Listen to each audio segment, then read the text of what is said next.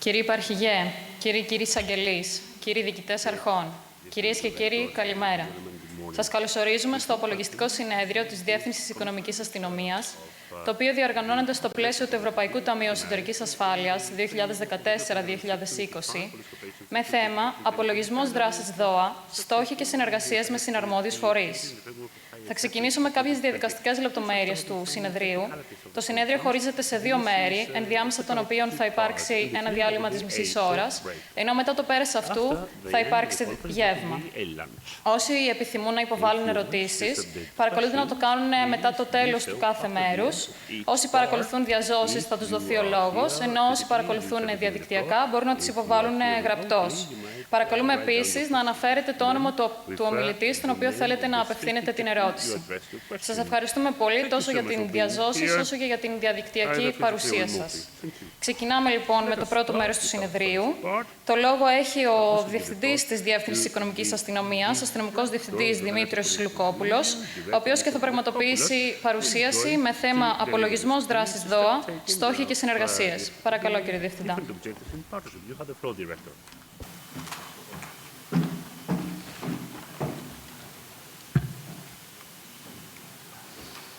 Κύριε Υπαρχηγέ της Ελληνικής Αστυνομίας, κυρίες και κύριοι προσκεκλημένοι, σας καλωσορίζουμε στο σημερινό μας απολογιστικό συνέδριο για την υλοποίηση της δράσης Σύστημα Συλλογής, Ανάλυσης και Διαχείρισης Πληροφοριών Οικονομικού Εγκλήματος από το Εθνικό Πρόγραμμα του Ευρωπαϊκού Ταμείου Εσωτερικής Ασφάλειας και συγκεκριμένα του τομέα αστυνομικής συνεργασίας ISF 2014-2020.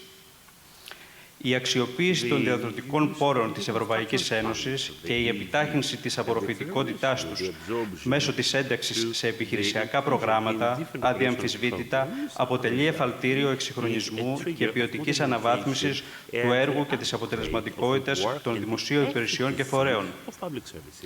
Όπως παρατηρούμε, ο ψηφιακός μετασχηματισμός του δημοσίου τομέα, με τη βοήθεια της τεχνολογίας, προχωρά με αμύωτο ρυθμό.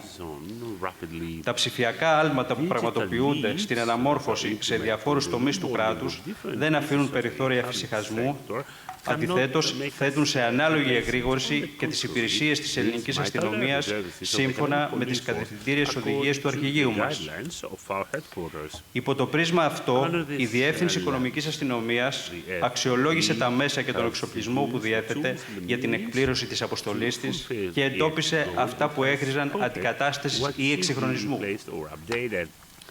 Επίσης, πέραν της ιδιαίτερης μέριμνας που λαμβάνεται για τη συνεχή επιμόρφωση και εκπαίδευση του προσωπικού, κρίθηκε σημαντική η αναβάθμιση των επιχειρησιακών της δυνατοτήτων. Για το λόγο αυτό, κατεγράφησαν οι δυσχέρειες που αντιμετώπιζαν τα στελέχη κατά τις έρευνες και αναζητήθηκαν οι διαθέσιμες τεχνολογικές δυνατότητες προς επίλυσή τους. Ακολούθησε λεπτομερής σχεδιασμός προμήθειας του υλικοτεχνικού εξοπλισμού και εφαρμογών λογισμικού από στελέχη της υπηρεσίας μας. Ως εκ τούτου, προς την κατεύθυνση αναβάθμισης της Διεύθυνσης Οικονομικής Αστυνομίας, αξιοποιήθηκαν οι χρηματοδοτικές δυνατότητες του προγράμματος ISF 2014-2020. Στο πλαίσιο αυτό, εφοδιάστηκε με υλικοτεχνικό εξοπλισμό, αναβάθμισε το πληροφοριακό της σύστημα, διοργάνωσε συνέδρια, εκπαιδεύσεις, καθώς και άλλες δράσεις, οι οποίες θα αναπτυχθούν στη συνέχεια από αξιωματικούς της διεύθυνσής μας. Ακολουθεί μια σύντομη παρουσίαση της υπηρεσίας μας για την ίδρυση, τη διάρθρωση, το έργο, τις συνεργασίες, καθώς και συνοπτική παρουσίαση των συγχρηματοδοτούμενων δράσεων.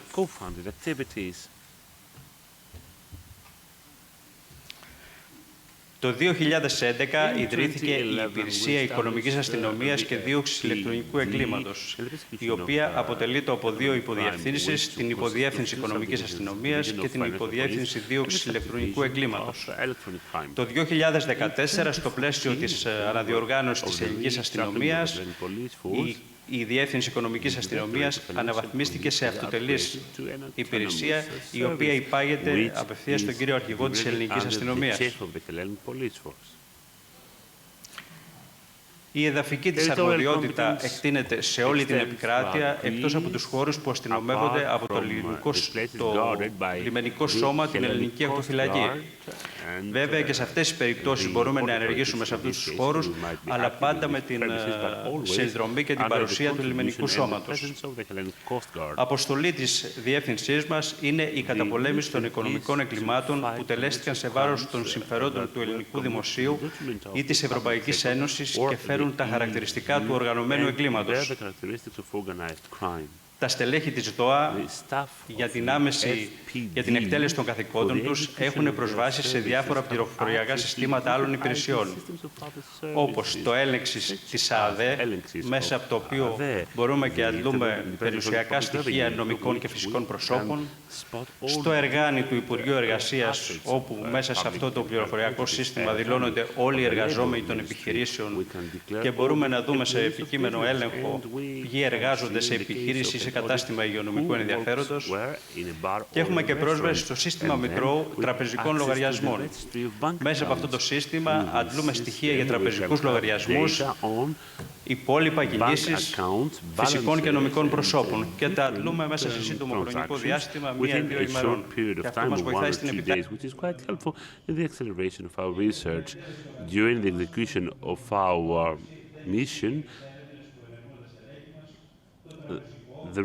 There are provisions for our different activities at the level of customs, at the entrepreneurial level, but also we have to abide by the discretion in some cases. Due to our specialized services, we are staffed by experienced personnel, officers and subordinates, as well as by officers of special duties.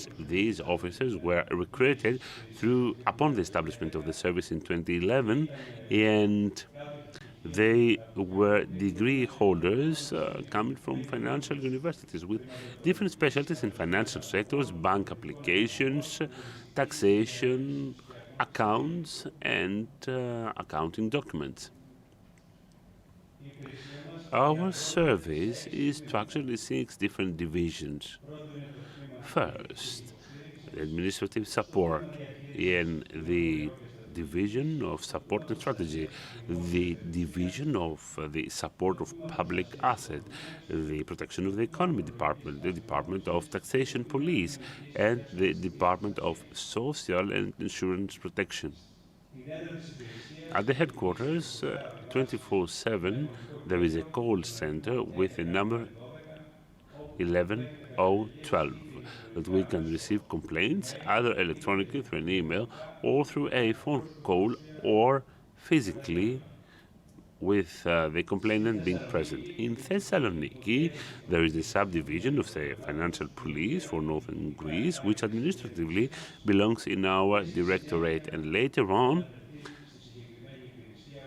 this will be elaborated by Mr. Kontodimos Ioannis, who is a deputy director responsible for this service in northern Greece. Our service cooperates with different services, bodies and independent authorities at a world level with Interpol, Europol, Olaf, at the level of exchange of intel, and internally, domestically, we collaborate with different bodies, organizations, and independent authorities. In our table, you may see our main partnerships.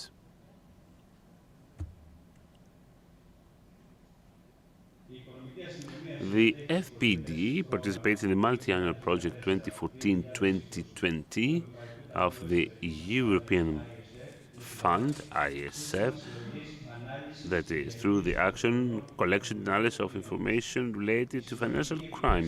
The overall eligible expenditure for the program was 900,000 euros. The date for the initiation of the activity was May 30th, 2017. Back then, we started our supplies in different tools and materials, and the expiry date is October 15th, 2022. This conference is the last action in the framework of this program.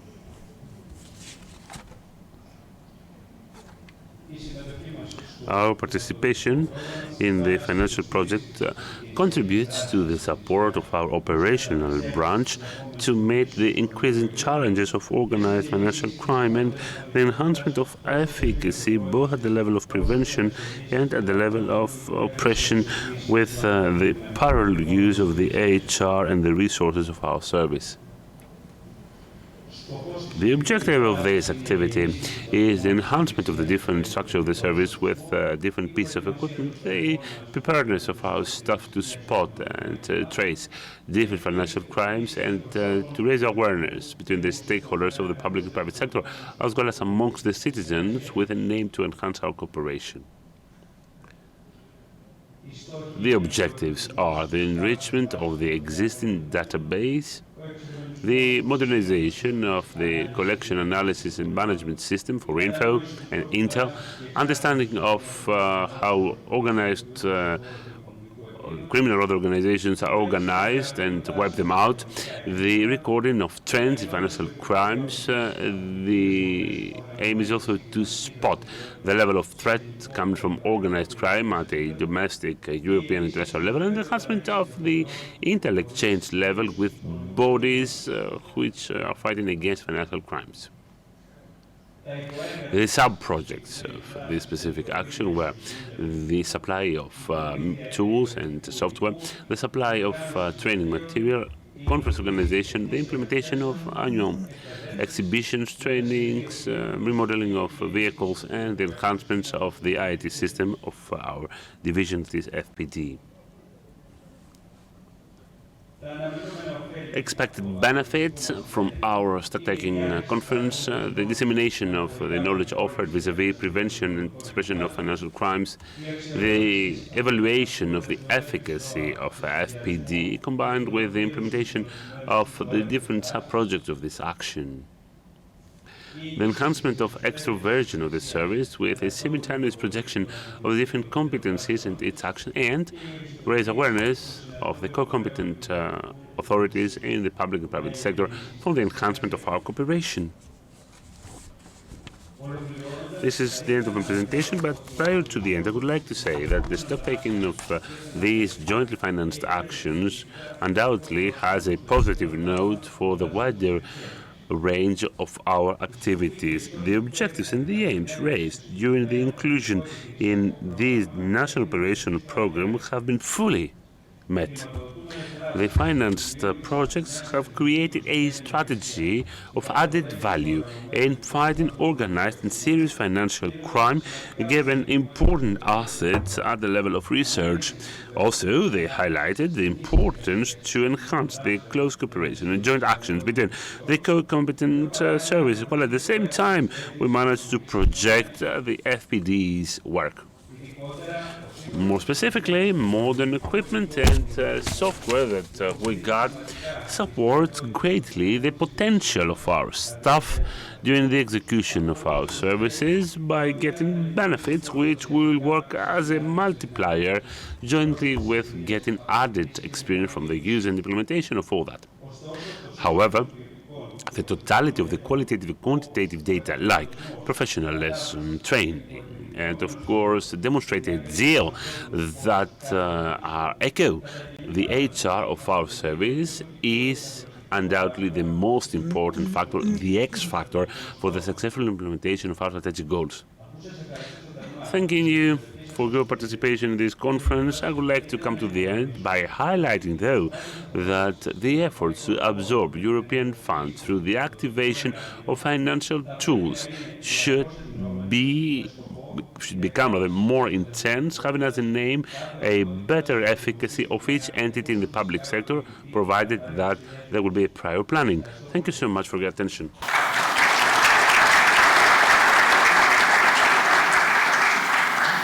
Well, then we shall watch a short video, 2 or 3 minutes, with the action of the program and the different activities of our service. Thank you. Let us watch the video, please.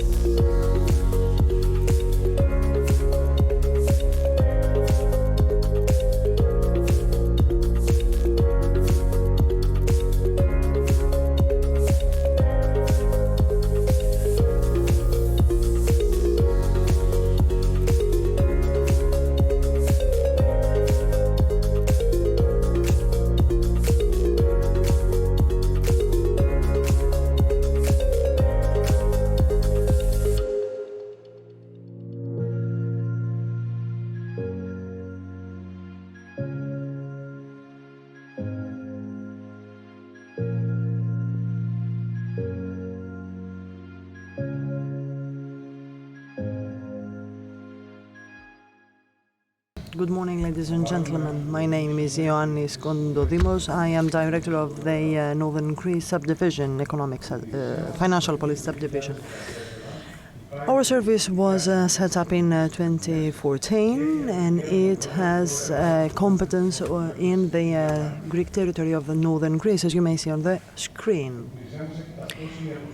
Our mission is the same mission as FPD, and there are three pillars.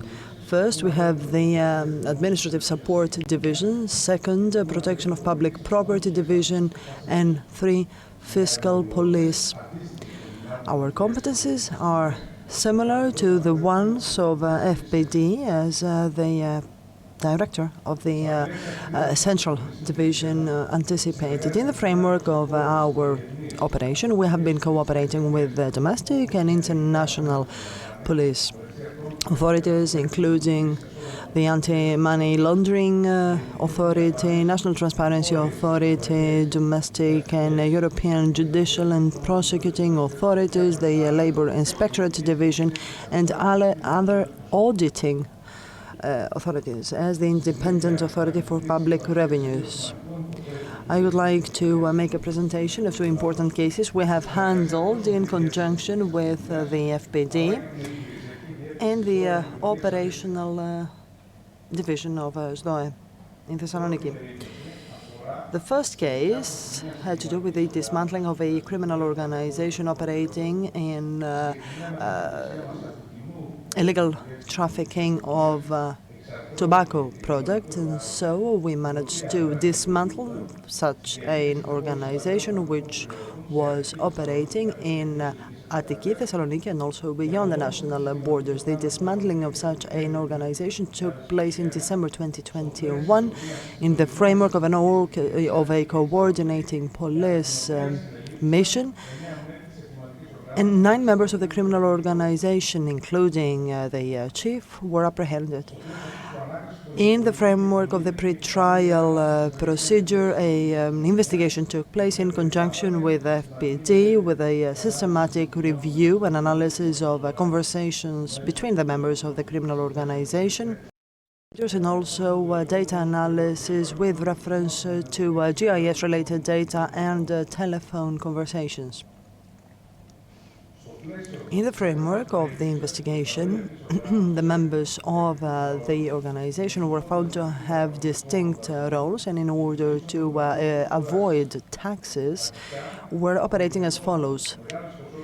First, they would acquire illegally tobacco products from Thessaloniki, which then were stored in Thessaloniki, were then loaded on trucks with artificial documents and were trafficked in Attica or outside the national boundaries to the clientele of the organization. The police investigations and surveillance were found more than 250,000 cigarette packs, as well as many vehicles, 3 vehicles, 3 cars and 6 trucks, and another 260,000 illegal cigarette packs were found to have been illegally trafficked. Now, the second case we have handled pertains to our cooperation with the Macedonia Economic and Financial Crime Unit in the sector of counterfeit products. In March 2022, after having duly analyzed data and information we received, a warehouse was identified in Thessaloniki with many counterfeit products that were to be sold, and 4 people were arrested. In particular, an investigation was made in a store, and the first floor, 21,891 items of counterfeit products were seized, with a loss exceeding 560,000 euro, while the arrested people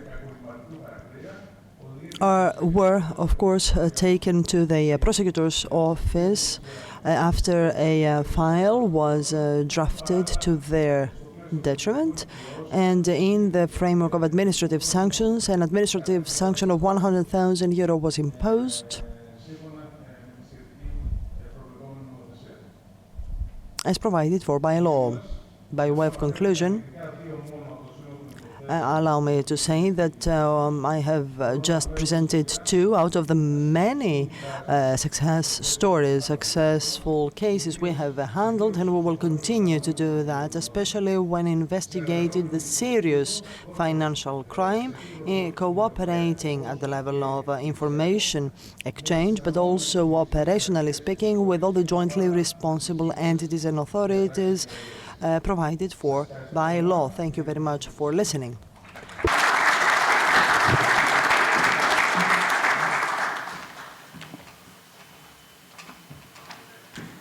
Thank you so much. Let us continue with the presentation of the joint ISF project by the Katerini Katsana from the Directorate. You have the floor, Police Captain.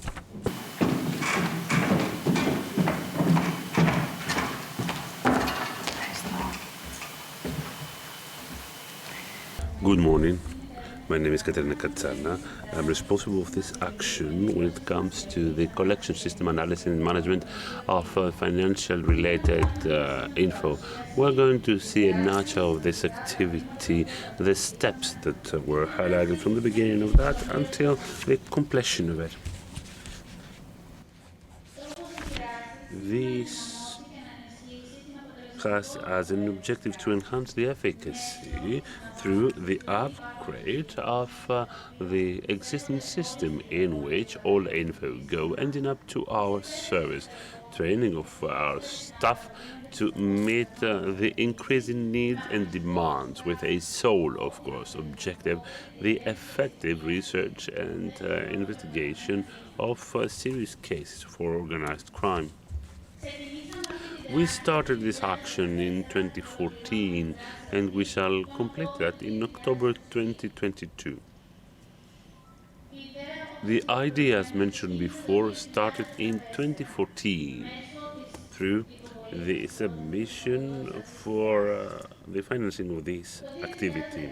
In 2016, this action was approved through our notice by IDEA, the competent authority, signing the granting decision.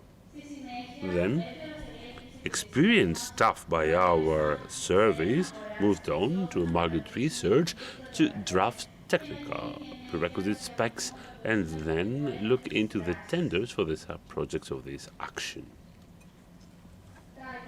The sub-projects of these actions are totally 10.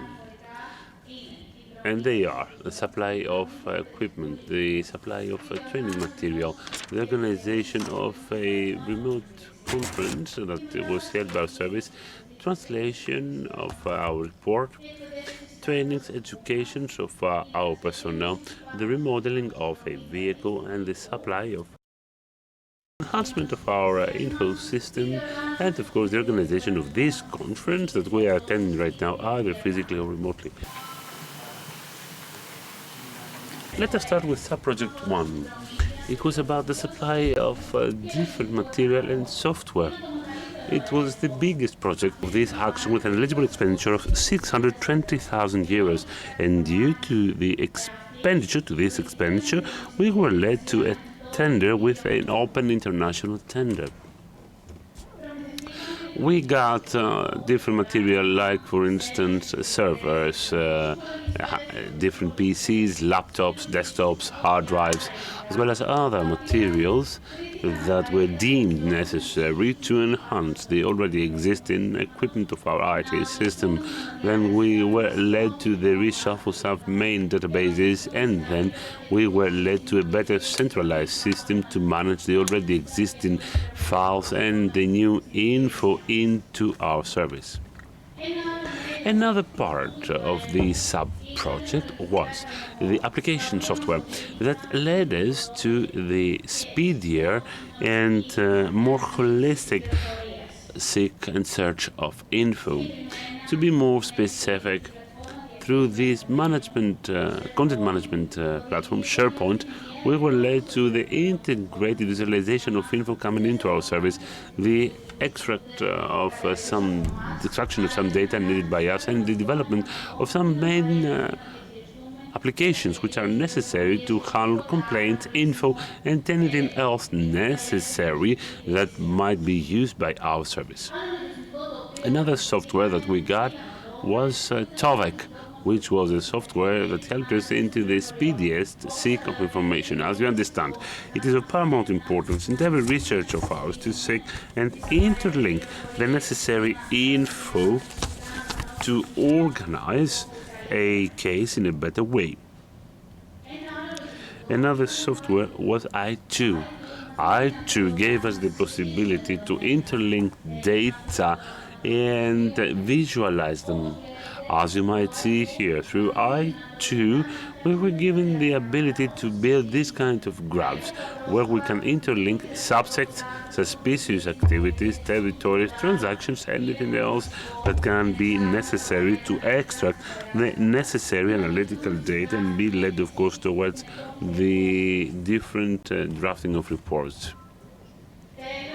Last but not least, during the field research, we're using some other types of software that help us with the extraction of the necessary data by computing systems, desktops, and hard drives, like Tableau, XRY, and InCase.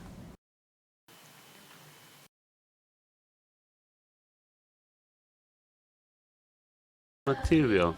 Our staff should be always updated vis-a-vis the increasing demand of financial crime. That is why our target is always to train our personnel. With this project, we got trained material of legal content, mainly in electronic format, but also in printed version.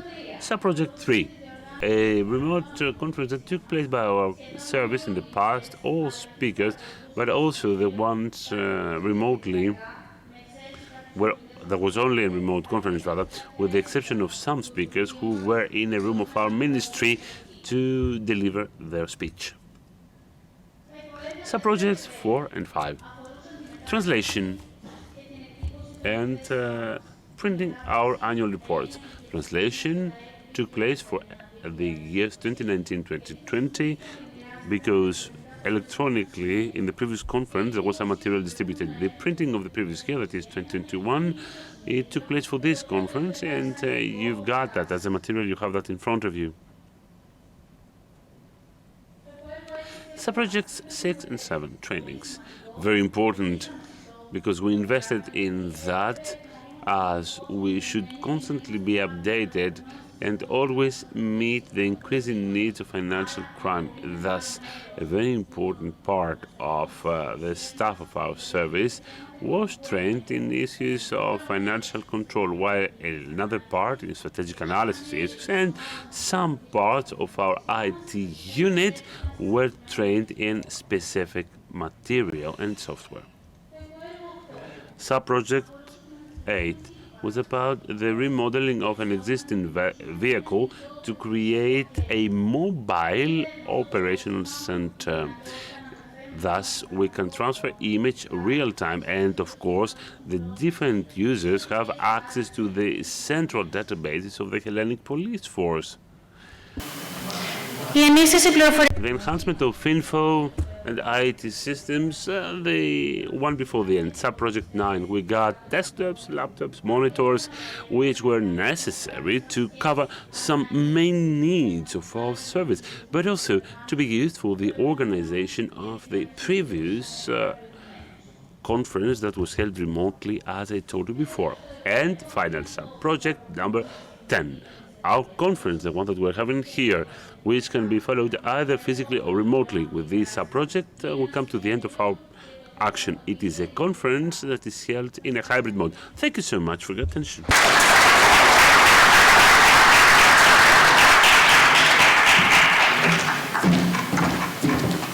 Thank you very much for your detailed presentation, which certainly was thorough as to what this co-funded action includes. And now we would like to give the floor to Police Major Panagiotis Kosmas, who will present some cases. Good morning to all. My name is Kosmas Panagiotis. I'm a police major in charge of the Public Property Protection Department of FPD.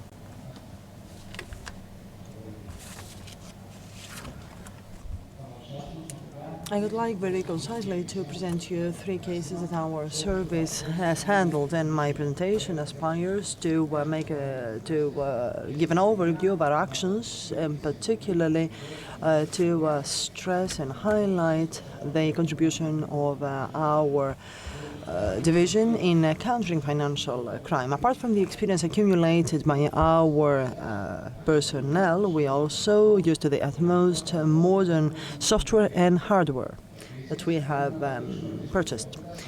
We would like also to highlight how important it is to carry out a thorough investigation in order to dismantle criminal organizations and to shed light to the duration, complexity and breadth of their action. We would like to attract your attention to the importance of also holding parallel operational actions with a view to enhancing evidence to identify money laundering, to identify the people who are responsible, and also find the channels of money laundering. And then, of course, all that will be followed by seizure. The first case I would like to present has to do with the case Shield, which had to do with the illegal trafficking of counterfeit medicines and doping-related substances. 26 authorities, law enforcement authorities from European countries were involved, as OLAF, the International Anti-Doping Organization, and private authorities. What is important about this case is that under Europol's guidance, FPD, as well as Finnish and Italian police were involved. In the framework of this case, 544 people were arrested. Counterfeit medicines were seized for an amount of 63 million euro, and 6 cases were investigated here in Greece. As a result, 19 people were arrested. Illegal profit amounts to 6 million euro. In the framework of the aforementioned cases, we said 6 were held here in Greece, and I would like to grasp this opportunity to present you with the following. In January 2022, a far-reaching investigation was held in Athena, Attiki, Thessaloniki, Drama, Patra, and Ioannina. As a result, a criminal organization operating since 2017 was dismantled. A central role was played by 3 members of the criminal organization involved in cross-border illegal trafficking of counterfeit medicines and anti-doping alleged substances with a view to enhancing the athletes' performance. As a result, a great menace to public health care. Συσκευασία των σκευασμάτων πραγματοποιούνταν σε δισεπιτήρου χώρους σε περιοχή της Πάτρας. Επίσης, τα μέλη της λάβαν ιδιαίτερα μέτρα για να μην αποκαλύπτεται η δραστηριότητά τους. Συγκεκριμένα, οι παραγγελίες πραγματοποιούνταν αποκλειστικά μέσω εφαρμογών κινητού τηλεφώνου, ενώ η αποστολή των παράνομων σκευασμάτων στους παραλήπτες πραγματοποιούνταν μέσω μεταφορικών εταιριών, στους οποίους ως παραλήπτες αναγράφονταν ψευδή στοιχεία.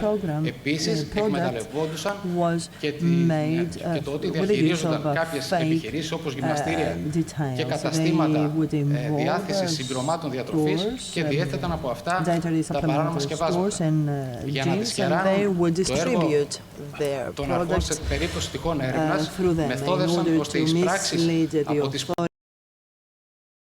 sure that the profits from the illegal trafficking would have been credited to bank accounts on the name of relatives of the perpetrators and recipients also were fake persons. 600,000 is the illegal profit, and the money laundering was achieved through gambling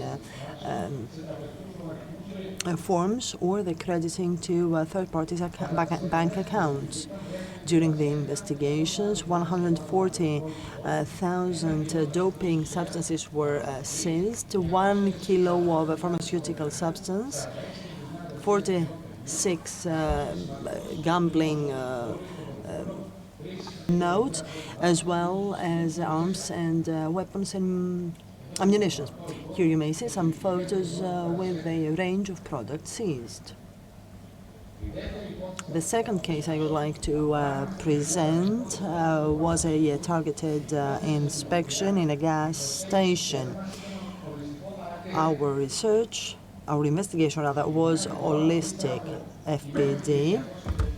Upon a shared operational planning with the coordination and operational center, identified in April 2022 in Attica a gas station with a specialized illegal device installed through which fuel from illegal tanks was distributed to the market. In particular, there were 2 illegal underground tanks, very difficult to identify.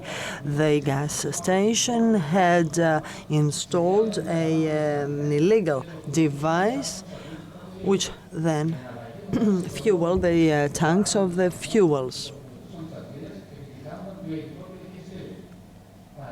At the same time, trafficking of illegal fuel was monitored through APC.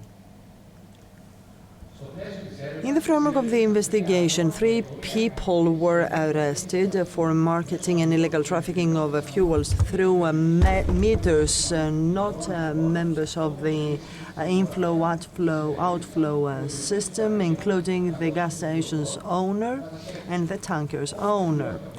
As documented by the investigation, their aspiration was to draw profit, to earn money from the illegal trafficking of fuel in order to avoid pay the tax and duties related.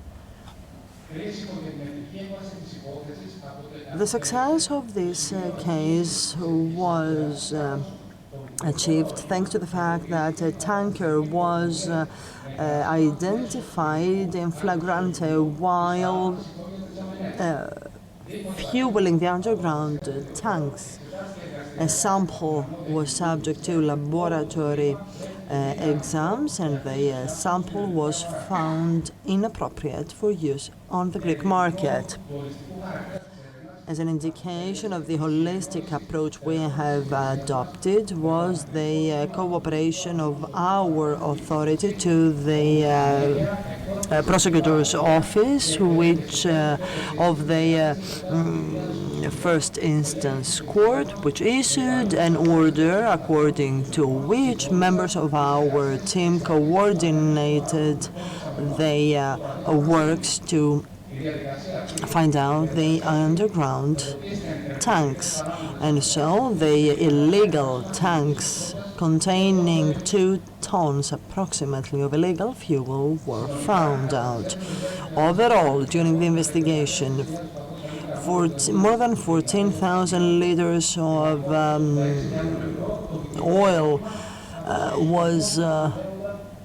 gasoline was seized, and more than 75,000 euro, as well as related equipment. The third case I would like to present to you was an investigation of a report as to the illegal receipt of economic financial grants in the form of non-refundable advance payment. A report was made as to the establishment of 14 illegal firms aspiring also to receive the grant, which had been institutionalized to the benefit of the companies affected by COVID-19. And so our service was entrusted with collecting the necessary data, with the possible applications for grants, and then, of course, the inspection of the inspection and review of the financial data entered in My Business Support platform. The companies identified as suspicious, we managed to collect more information as to the IP addresses through which people connected to apply for the grant, and then an inspection for cross-bank detection of credit flow was held. During the investigation to collect data, we were in cooperation with the asylum organization, bank institutions, service providers, etc. Bank accounts were opened, witnesses were deposited, inspections and investigations were held, while the contribution of the cybercrime unit was also very important when it comes to cyber.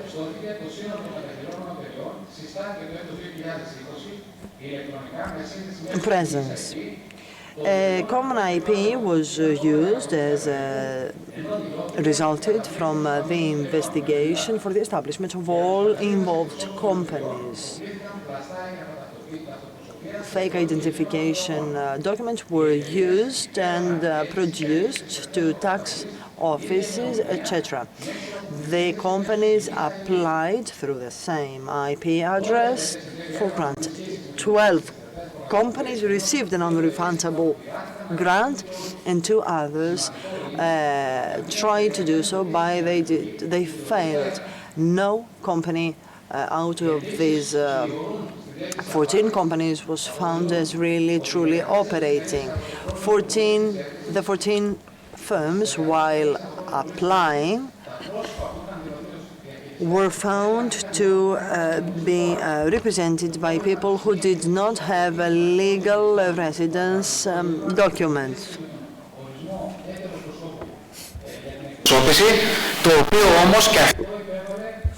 All the documents produced to the banks and the Revenues Office were, of course, illegal.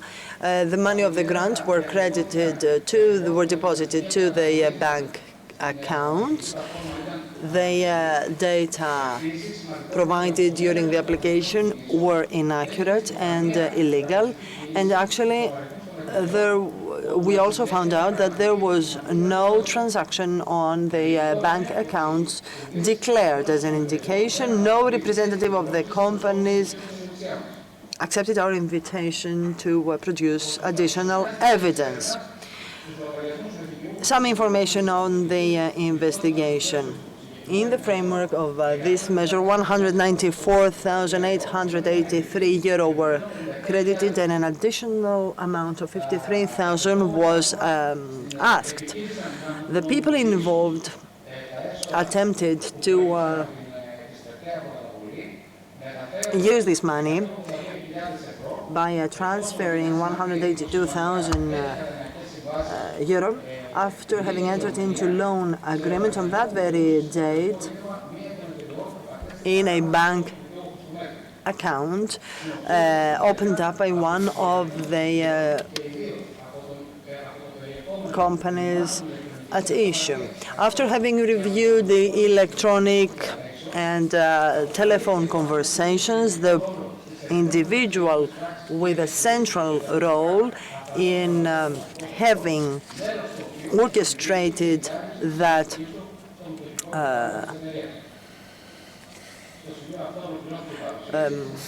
case was identified. Thank you very much for listening.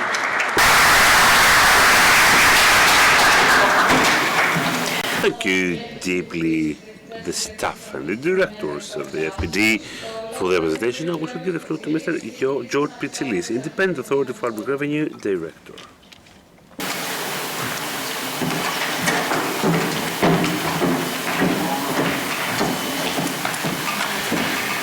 ladies and gentlemen, dear friends, thank you so much for this invitation and the chance to say very rapidly 2 words about our collaboration with the FPD.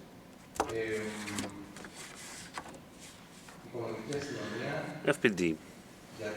Why? Because there is organized financial crime.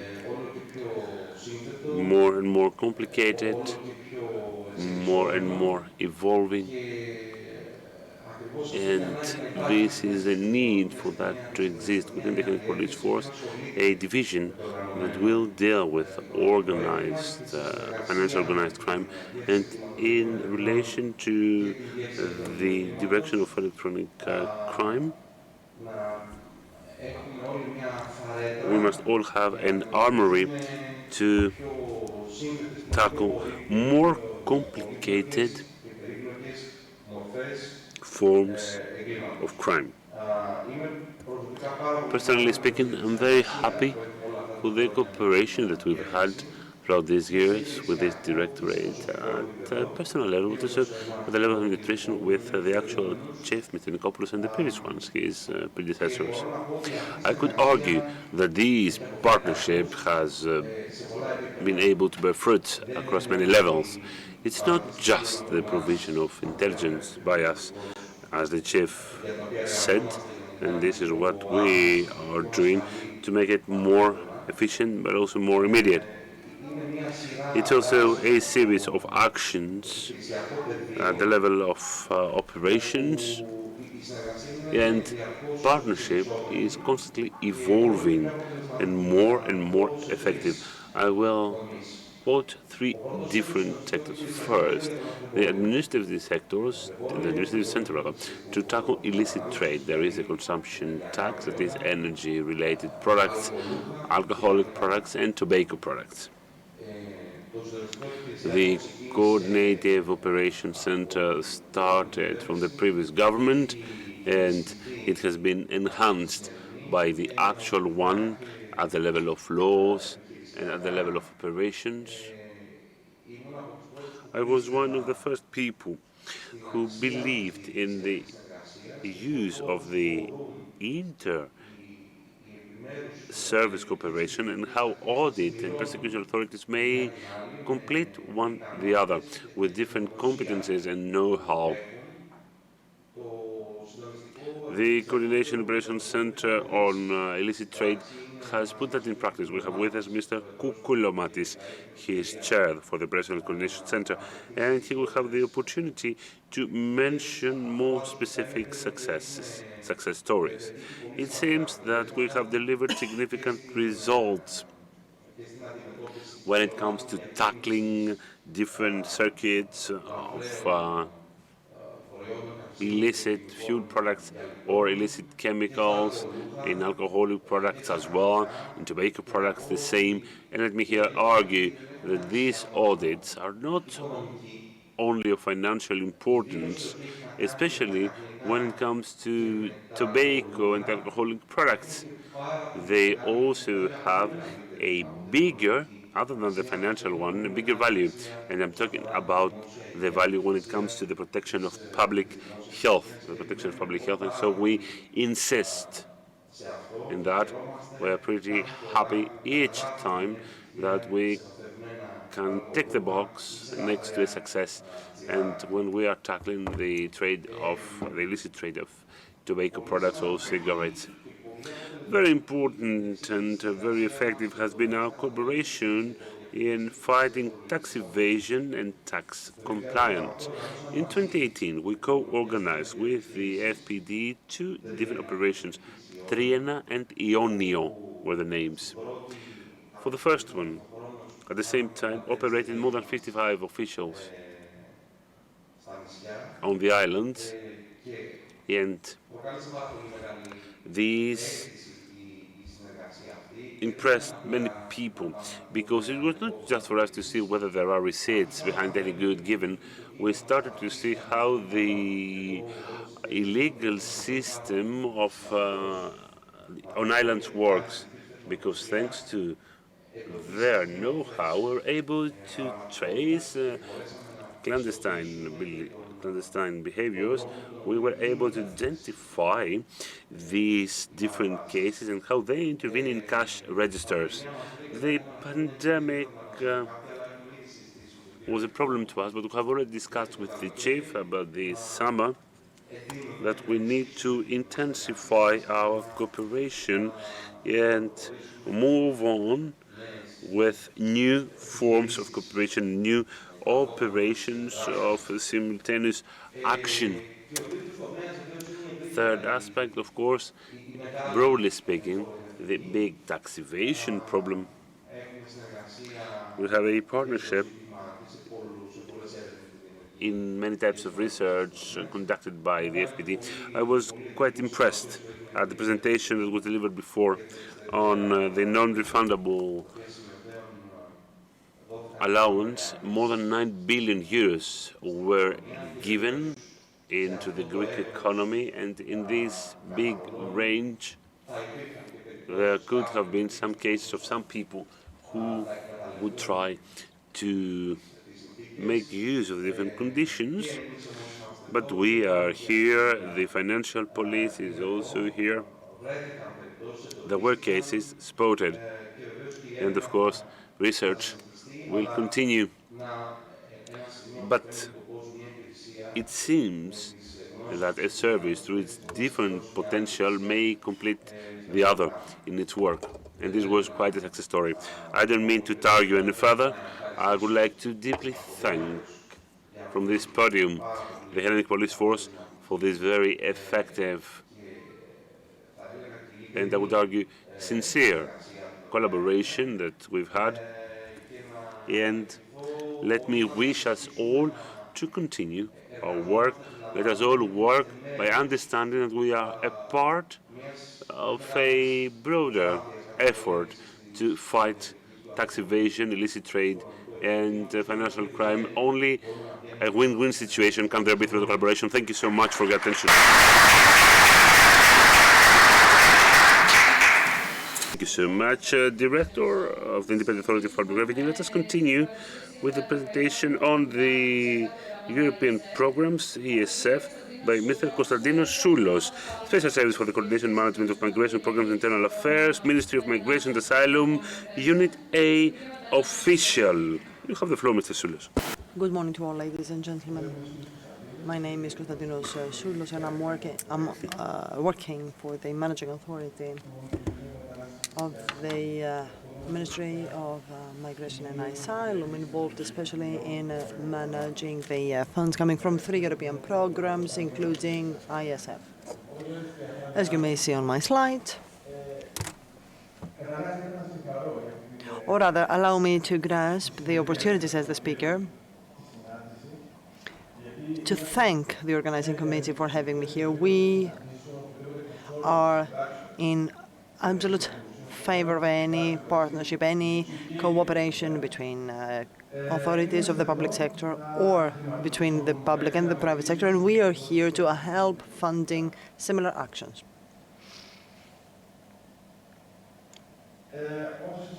As I anticipated, the managing authority, or rather the management model of these funds are under the competence of the special division for the management of these community funds. There is the intermediate body based at the Citizens Protection Ministry, which is our best partner in implementing, in programming and implementing actions in the framework of these programs. Now we are today talking about the report of an action funded by ISF 2014-2020. At this point, allow me very concisely to make a presentation of the ISF. It's the first time, it's the first programming period in which money was earmarked for Greece, and Greece distributed that money through managing authorities to the end beneficiaries, that is the Hellenic Police, etc. So it's the first programming period, it's the first 7-year period and it is the precursor of the new programming period 2021-2027. Up to recently, ISF was considered as inextricably linked to the migratory crisis, but in the new programming period it becomes autonomous, and it also is endowed with an enhanced budget. As a result, this is very important. It's very important to use to the utmost the know-how accumulated by FPD in the future, while designing and implementing other projects in the next programming period, 2021-2027. I would like very concisely to make an overview of the previous programming period. So we funded some projects as the smart policing investment, training of personnel of the criminal unit, and other relevant actions, including the purchase of vehicles for the Hellenic police. We then also enhanced the National Reference Authority for the Protection of Witnesses, and this is not only up to the Hellenic police, but also the Greek authority against trafficking human beings, the KMA, the National Authority of Transparency in the next programming period, and other potential beneficiaries may include all the entities involved in countering organized crime, both financial and any other form of crime.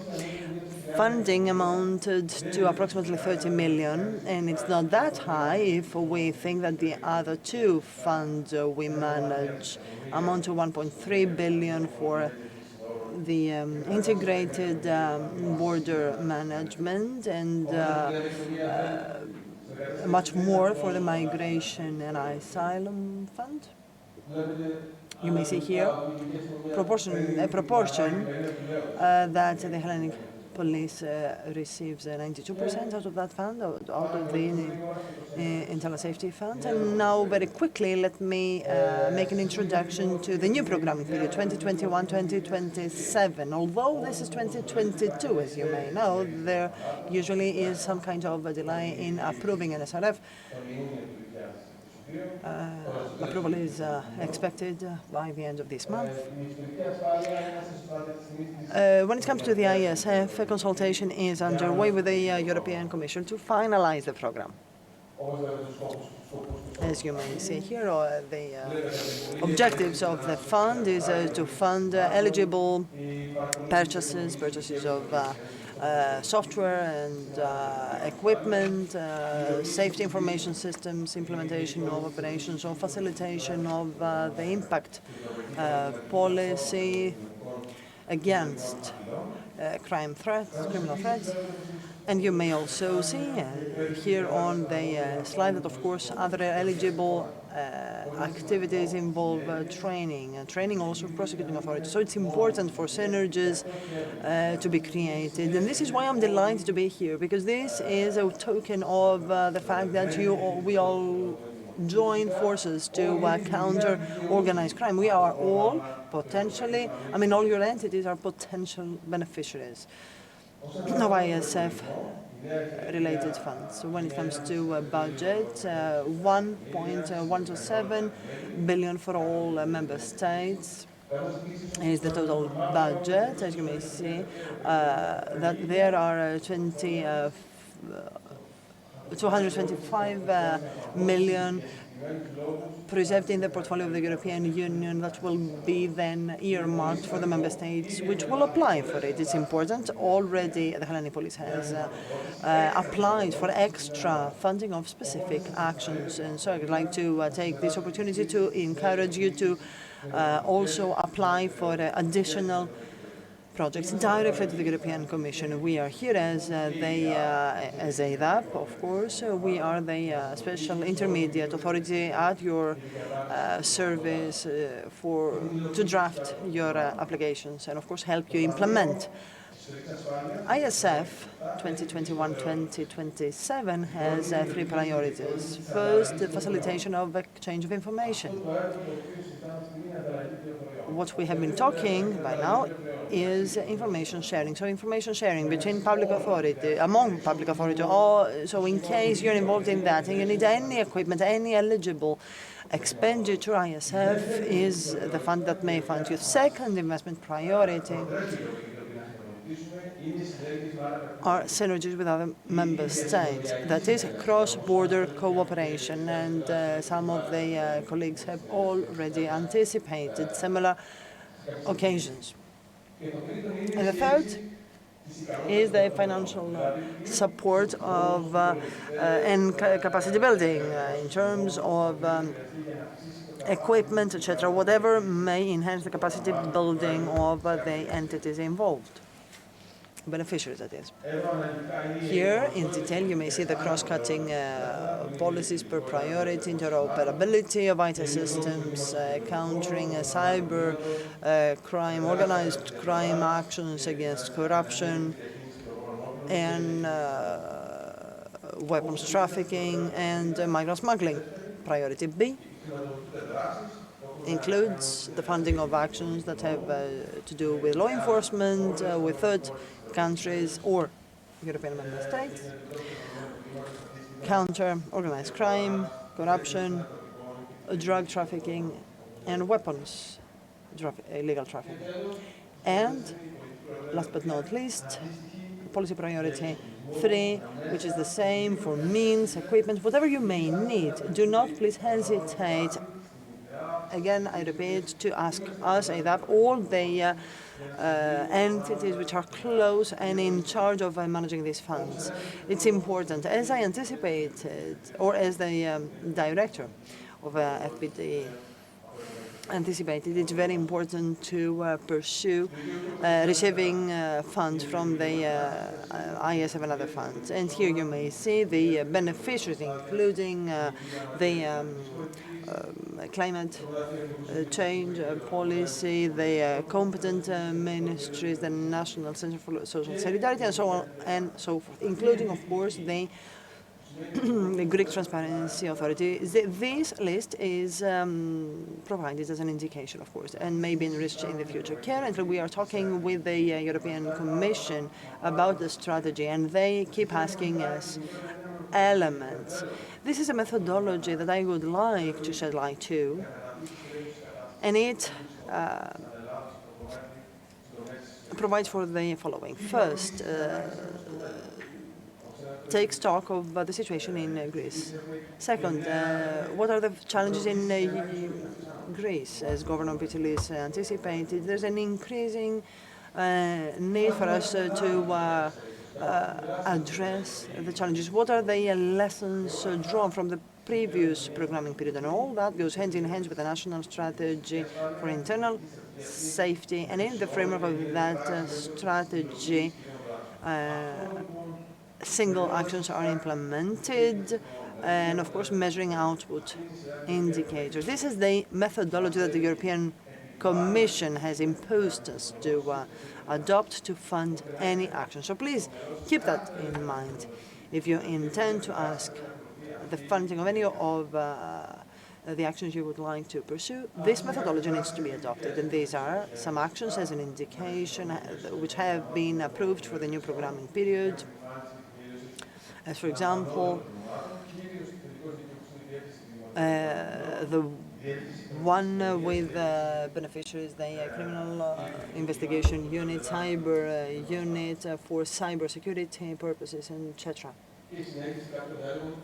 And the continuation or capitalization of some projects implemented during the previous programming period. The percentage of funding amounts to 52 million, including 44.3 for the headquarters of the Hellenic Police, 3.8 Safety Study Center, the Social Solidarity Center, etc.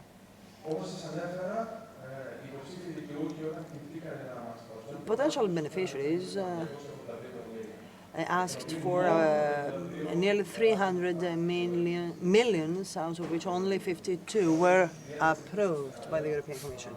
And so I seize this opportunity to ask you once again to submit your project proposals. Future actions. Now, we are looking forward to receiving the third round of comments by the European Commission. This means that the platform is still open, and so the program may still be amended and modified. Please do not hesitate to ask any information you may need from us. I don't mean to tell you any further. I insist. We are here to help you find a way to fund any action you would like to implement. Thank you.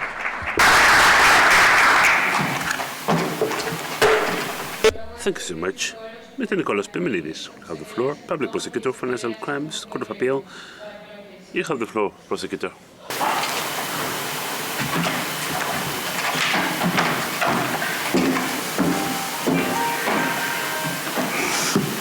Thank you so much. I would like to thank you, Director, for this invitation. I would like to thank the head of the prosecutor department. Thank you. Being one of the financial prosecutors, I'm very happy to be with you. I would like to thank the speakers and all participants here. This is a crucial issue. I read rapidly the stock-taking of the previous year for the financial police, for the FPD. It is a branch of ours, financial police. You know that. Upon the amendment of the law and the transposition of and the inclusion of the Bureau of the Prosecutor on Fraud. It is a branch when it comes to preliminary tests and examinations vis-à-vis the tackling of crimes mentioned in Article 35 of the new code. Well, in a first note, unfortunately, I had no much time. I would like to do something better for financial police because we do believe in the work of financial police. The financial prosecutors believe in financial police to trace big crimes, which, of course, will shake society and social cohesion and cause big damage for the state. The state, as an expression of the internal law and the transposition of other laws, because we are transposing other laws, other European laws. This note is the initiation of concern. Its aim is not a systematic interpretation, you understand it. What is the collaboration? There is the coordination center, the chief of the Independent Authority of Public Revenue, Mr. Petilis, talked about it. A very successful work which shows how important is the coordination of different activities, not just the overlapping of actions, because each service that wants to contribute into tackling organized financial crime has a special mission, a framework, and a tradition. There is also a tradition to move, like it happens with the Hellenic Police Force, which should not be neglected. So when we are all together, I believe that we can do many things in collaboration with the European cross-border joint teams. That is, Eurojust, for instance, at the level of justice, the joint research team with a very important work lately because the international organized crime is well ahead, very much organized. It is using modern technology rapidly, constantly. It gets better, and it has huge profits and huge losses for the national economies of the member states, including ours. What we have to fight, what the Hellenic Police Force is here to face, let me insist on the Hellenic Police Force, because FPD has special duties. What do I mean by that? Well, there is a duty to monitor significant financial events that affect national economy. And it may contribute to research and analysis into tackling this phenomena. There is a broader mission, not just the personnel or different staff according to Article 31 of the new Penal Code.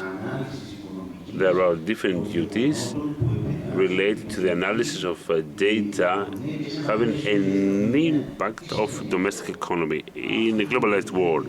What does this mean? It takes partnership between different services, a full use of new tech, because the previous speakers elaborate on that, when it comes to how we can trace serious delinquencies. So we are imposed a synergy, a joint partnership, and a mitigation of different crimes. I'm talking about the coordination center. This should be institutionalized. There are no criteria for partnership.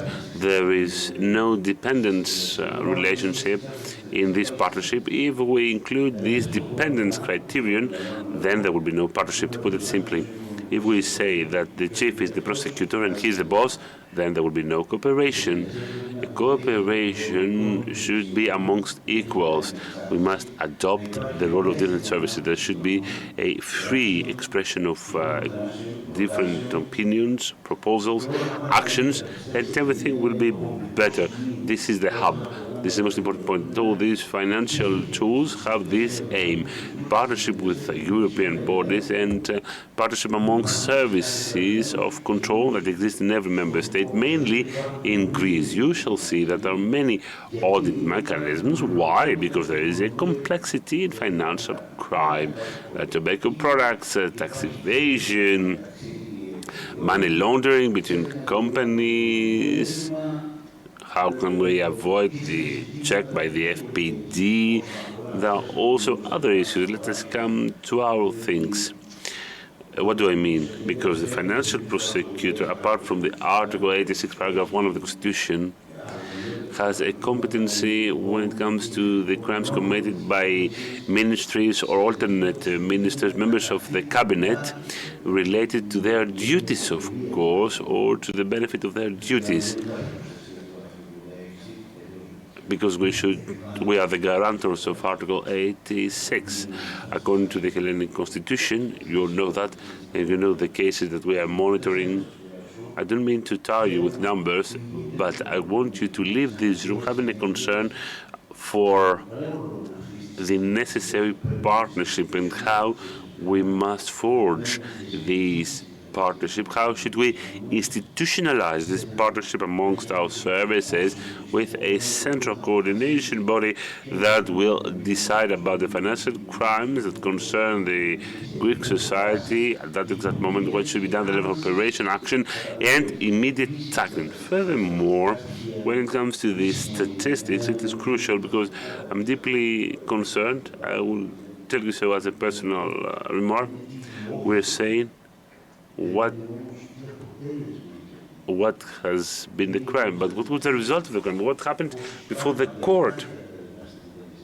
How many people were convicted irrevocably? Why? Because this is the criterion of joint partnership. The tricky part is the partnership to condemn the perpetrators of organized crime, not just persecute them. Because if they are just persecuted, this is of no interest for the Greek society. The Greek society is interested in punishment and in recovering the lost revenues. This is what we must tackle as a Hellenic police force and as a financial prosecutor, and thus can we judge our action.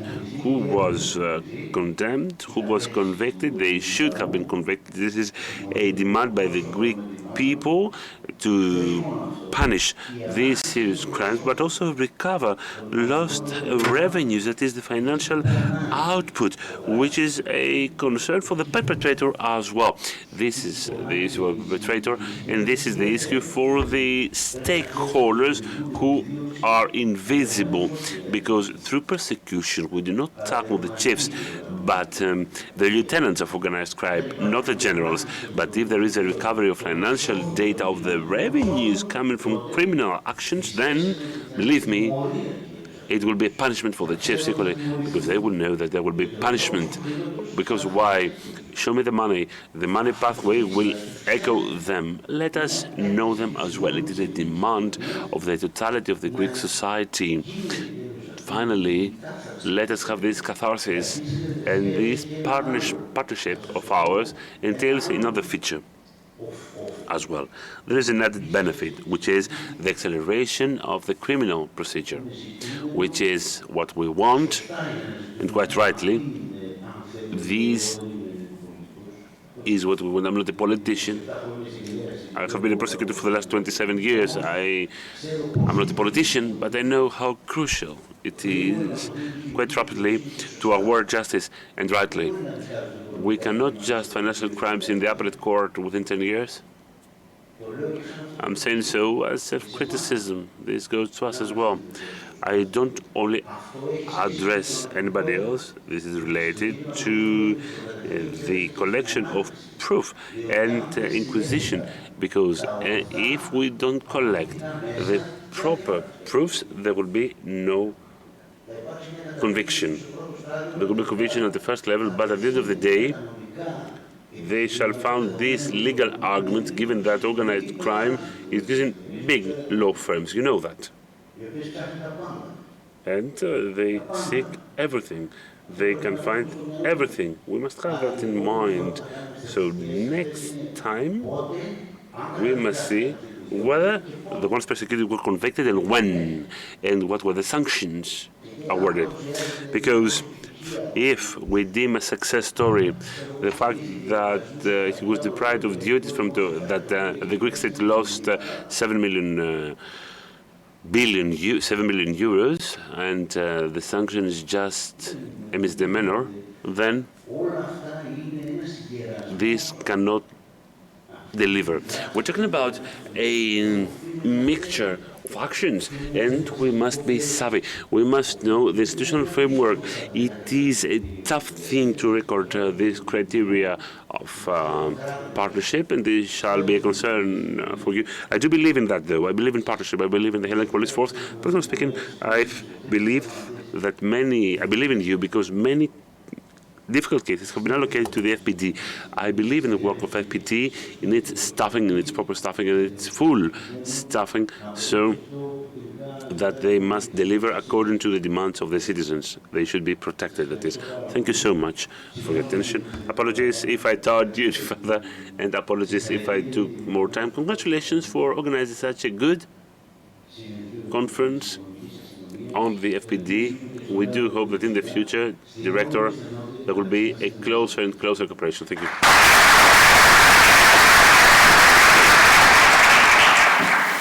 Thank you.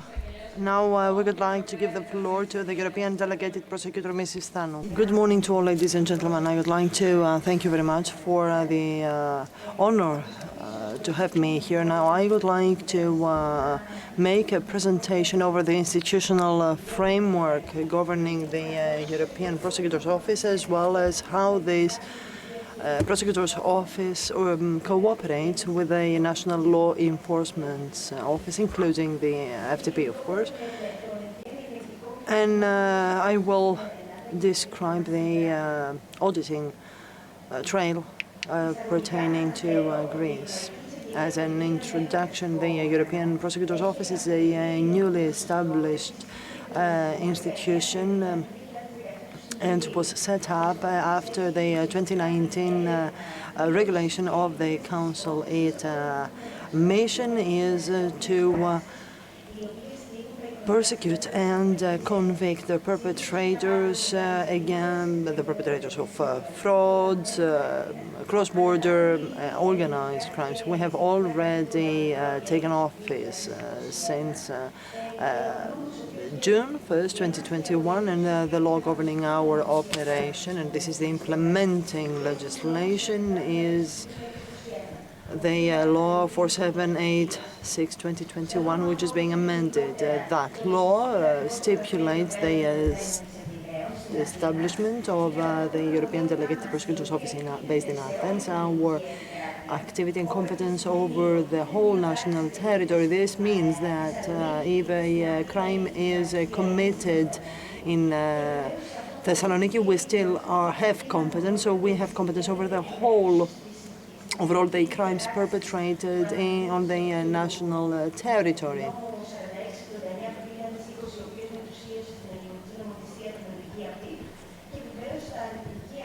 Pertaining to also the dedicated provisions of the PIF regulation prescribed with the law 4789 of 2020. Two are the levels of operation, the centralized in Luxembourg and the decentralized, which is composed of the European Delegated prosecutors based in the member state. The Central Prosecutor's Office assists us in our work every day through its dedicated personnel. The member states which cooperate in the enhanced cooperation, or most of them with some exceptions of Hungary, Ireland, Poland, etc. And this is very important because it also determines our competence, given that the European Prosecutor's Office is competent for any crimes perpetrated in the cooperating member states, or if crimes were committed outside the national borders of, if they were perpetrated by a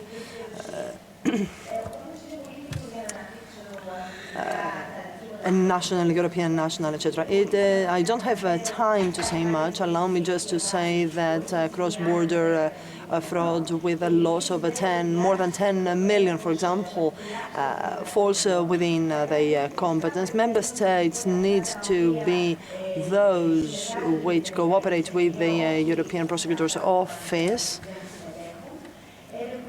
We investigate other kinds of fraud in terms of grants, subsidies, tenders funded by the European Union, and generally speaking, duties that have to do with illegal trafficking or other cases, corruption in the form of active and passive corruption, which may undermine the revenue of the European Union, mismanagement of European funds perpetrated by an official. And here, attention, the term official is much more extended than the provision 13A of the criminal law. It has to do with even a contractor in the framework of a tender, and of course money laundering is part of our competencies on condition that the basic crimes are one of the aforementioned organized crime. And of course, what we call as the linked crimes, crimes which are necessary for the aforementioned crimes, as for example counterfeiting, forgery, that go hand in hand with a European fraud or money laundering. Very important to also highlight that our competence includes actions perpetrated after November 20th of 2017, and of course other crimes which started before and continue after that date.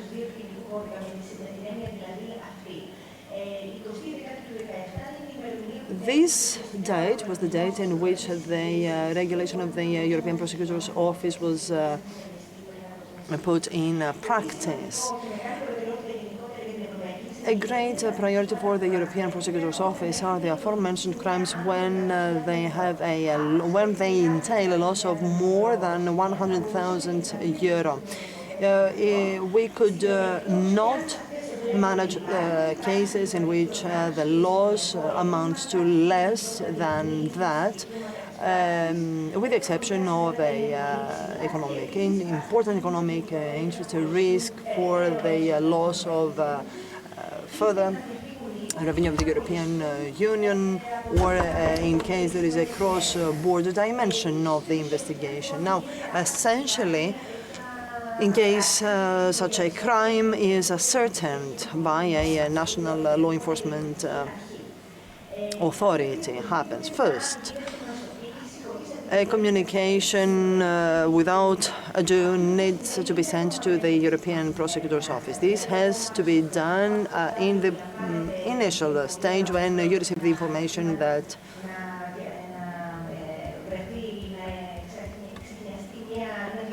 you're about to investigate, for example, an international illegal trafficking operation of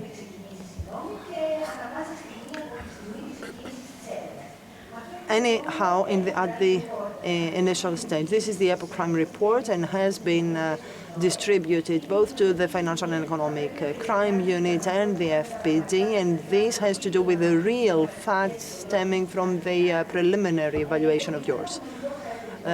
Including also the qualification of the action in order for us to ascertain that it falls under our competence, potential victims or perpetrators. In the case of illegal trafficking, for example, we may not know at the beginning what is the loss of duties, but once you may assume that the potential loss is high, then you need to communicate that to the European delegated prosecutor. And then what happens? Once we receive the relevant communication, either you have initiated criminal procedures or not. We exercise the right to take on the responsibility of the case. Especially in this latter case, this practically means that the case file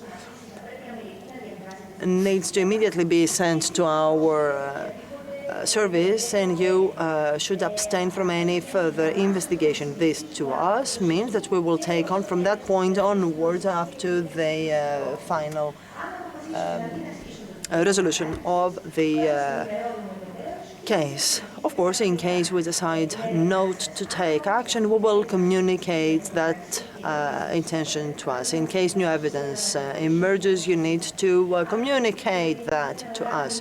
In case we do not take on the responsibility of a case for money laundering, for example, in case criminal proceedings do not come from a European fraud, but rather from the perpetration, the committing of a crime related to drugs, and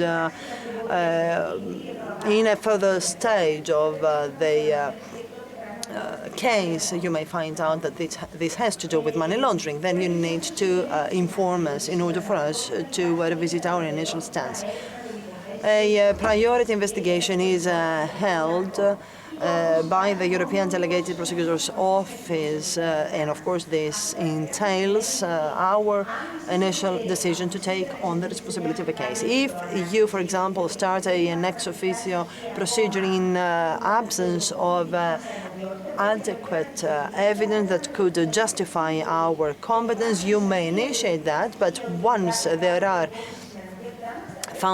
is founded evidence that may turn this case to our management. In the meantime, you may, of course, take any emergency measures. This means that if you started, for example, the procedures for a seizure or a confiscation, you you may continue that. If the European Prosecutor's Office starts an investigation upon invitation of a national law enforcement authority, then it matters to cooperate efficiently and effectively with the national authorities. We need to exchange information adequately and constantly. The National Law Enforcement Authority needs to constantly support us by providing technical and HR resources. This practically means that if, for example, the FPD or ΔΟΑ reports a case, then respectively we will ask these authorities to initiate a pre-trial procedure, and they need to support us to that, and while also providing us know-how, experienced personnel, and the access to the necessary police databases. But of course, this is not unilaterally. In the meantime, and as you carry out all necessary actions, the European delegated prosecutors may support you with their know-how. So the European personnel is there not only to support us, but also you. It goes without saying that we will be by your side in the case of any investigation, and we are in constant communication in order to guide you for a more effective finalization of the case. The European Prosecutor's Office has entered into memoranda of understanding with Europol, Olaf, Eurojust, especially when it comes to the cooperation with the third member states, those which do not cooperate in the framework of the European Prosecutor's Office. All these services, when you may support you in any actions you may take in conjunction with the European Prosecutor's Office. Importantly, the Memorandum of Understanding we have entered with the national law enforcement authorities are very important. Already we have signed a Memorandum of Understanding with the National Transparency Authority, and we are about to enter into a memorandum with the Hellenic Police, which will govern our cooperation and which will, of course, provide more details on the framework, the context of our cooperation. I suppose that it is already very clear what is the added value of the cooperation with the European Prosecutor's Office, especially when it comes to the financial crimes that undermine the revenue of the European Union. The European Prosecutor's Office is the only independent institution taking a case from the investigative stage and then monitoring or managing the file up to the completion of the case. So the people in charge of the case attend the case from the beginning to the end in order to also have an increase in sanctions and penalties, as Prosecutor Pimenidis anticipated. At the same time, the European Prosecutor's Office is based in all member states in specific areas, and and also the existence of a central European Prosecutor's Office ensures a uniform way. And the novelty here is that for the investigation of these crimes, we may avoid the judicial support procedure, which sometimes is too time-consuming. We assume that you may need information from France or Germany or Italy, and this may be immediate if we send an email to our contact points in the specific member states. Last but not least, the fact that we are organized at a central and decentralized level ensures flexibility and agility in the results we may obtain with a view to recovering illegal proceeds. Having said that, I would like to thank you very much. I am looking forward to cooperating with each and every service of yours, because this is what is at stake, of course. We need to join forces, and the national law enforcement authorities need to help the European Prosecutor's Office to maximize the results we may achieve. Thank you. Thank you very much, Prosecutor. And we would like to continue with Mr. Vasilios Keramari, legal advisor at the National Platform for Sports Integrity.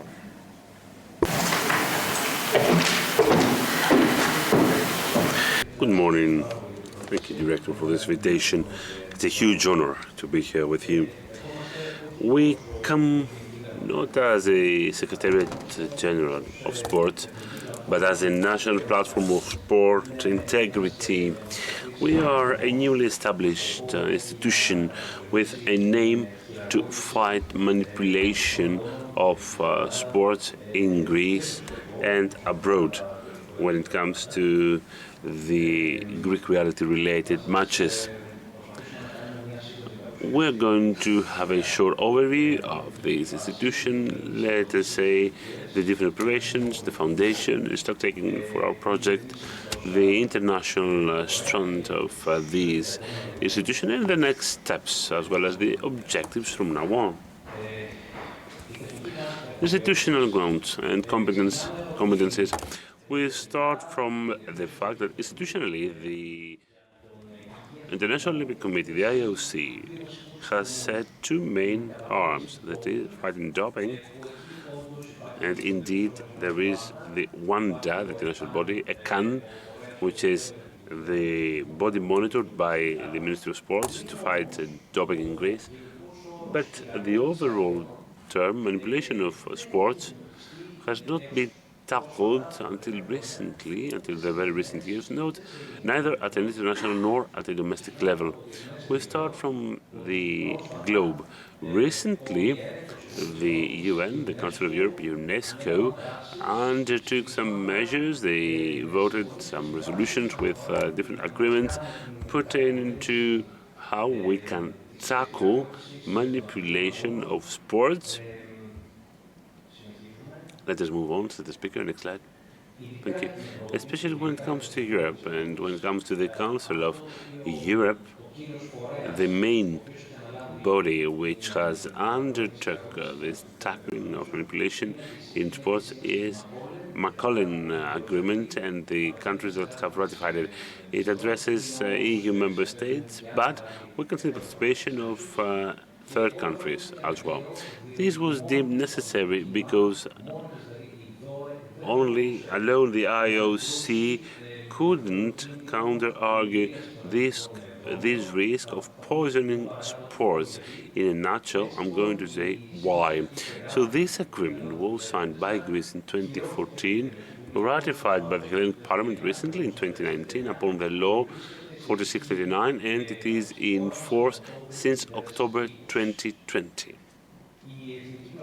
The National Platform for Sport Integrity, EPATHLA, was established based on Article 13 of the Macaulay Agreement, and the main objectives of it are the national coordination, the national partnership to tackle manipulation. Based on the Law 47, 26, and 20, we were established as a newly born body. We are a collective tool based in the General Secretariat of Sports. What are our competencies? Coordinate all national bodies. Later on, we shall elaborate on that. Moreover, there are actions of training and raise awareness for the manipulation of sports, both when it comes to schools and when it comes to group and individual sports. We are having some different reports on the platform that we have established, epathla.gov.gr. There are reports by anybody, either anonymously or not, by any sportsman, sportswoman or not, anybody who wants to denounce an event that, according to him or her, pertains to manipulation of a match. We are creating applications as EPATHLA by using the different info that we have, that is ex officio, and we're moving on with the analysis and evaluation of these reports.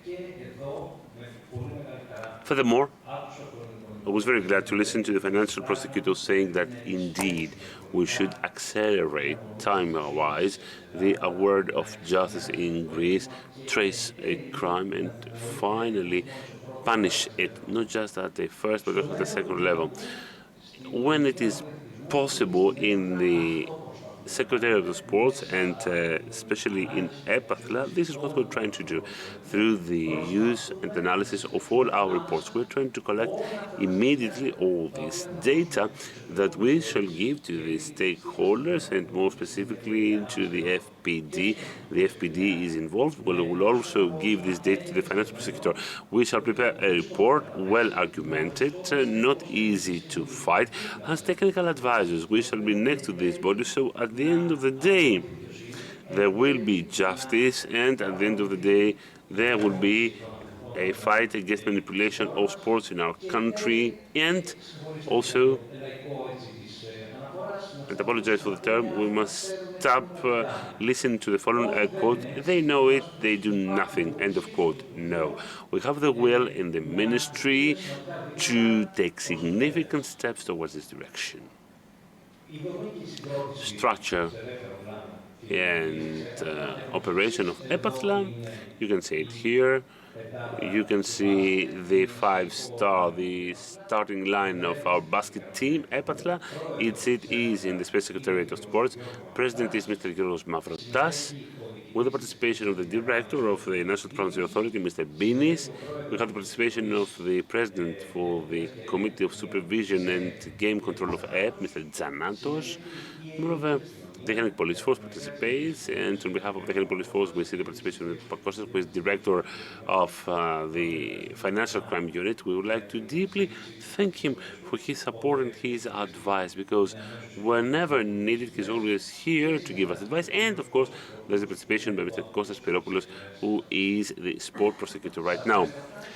For sure, we do collaborate. We do not stay in a closed circle with these 5 bodies.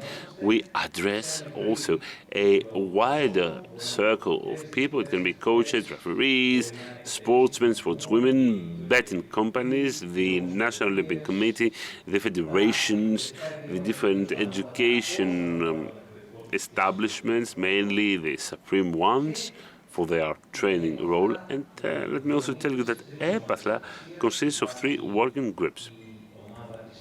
There is the group on training and awareness raising. Amidst the teams and amidst sports people, shortly in schools, they are trying to raise awareness among Greek society for this plague on Greek sports. There's a second committee that is collect and evaluate different reports. I'm the coordinator of that.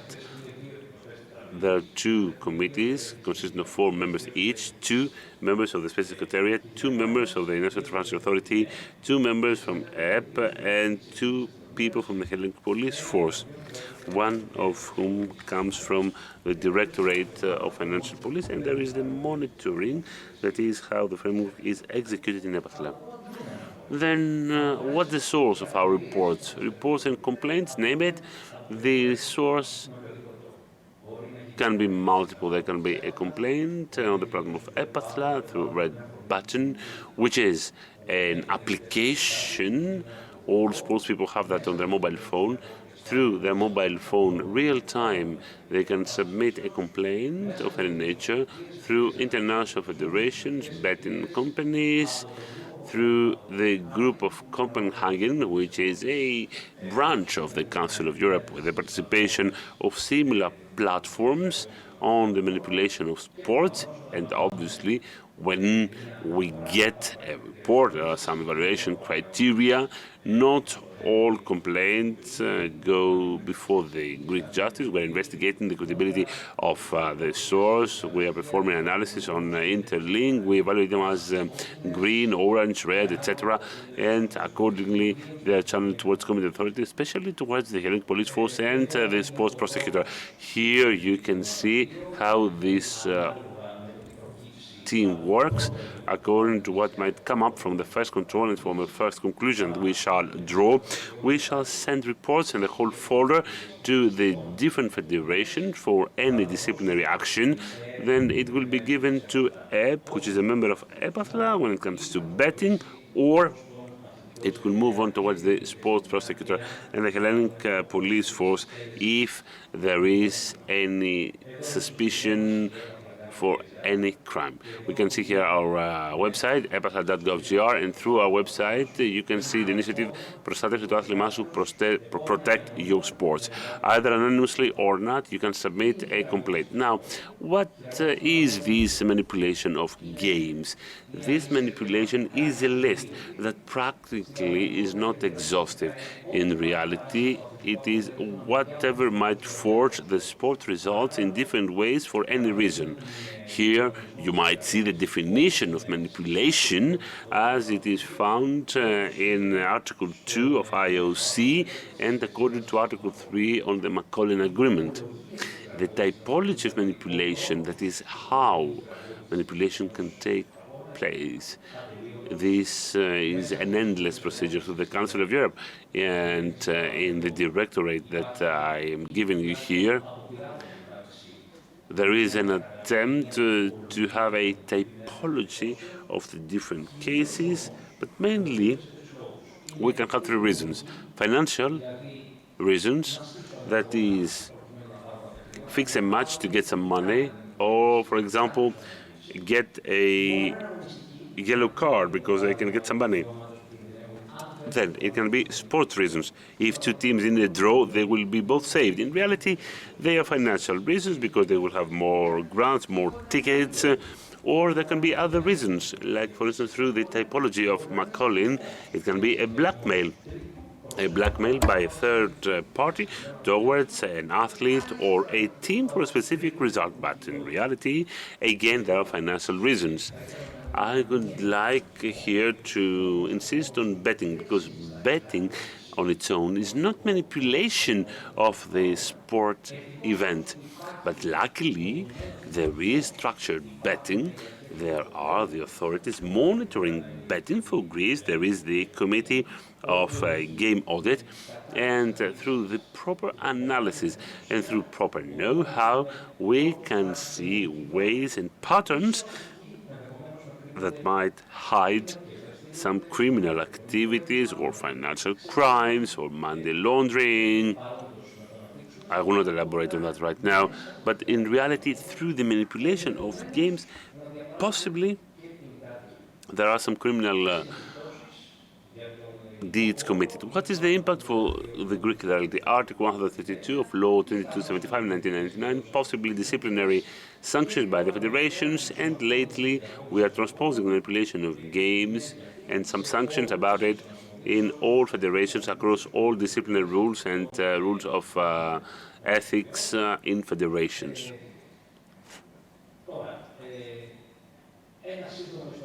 A very brief record of EPATHLA. We had a website, we built this report platform, we distributed the red button codes to the four big sports, basket, soccer, volley and polo.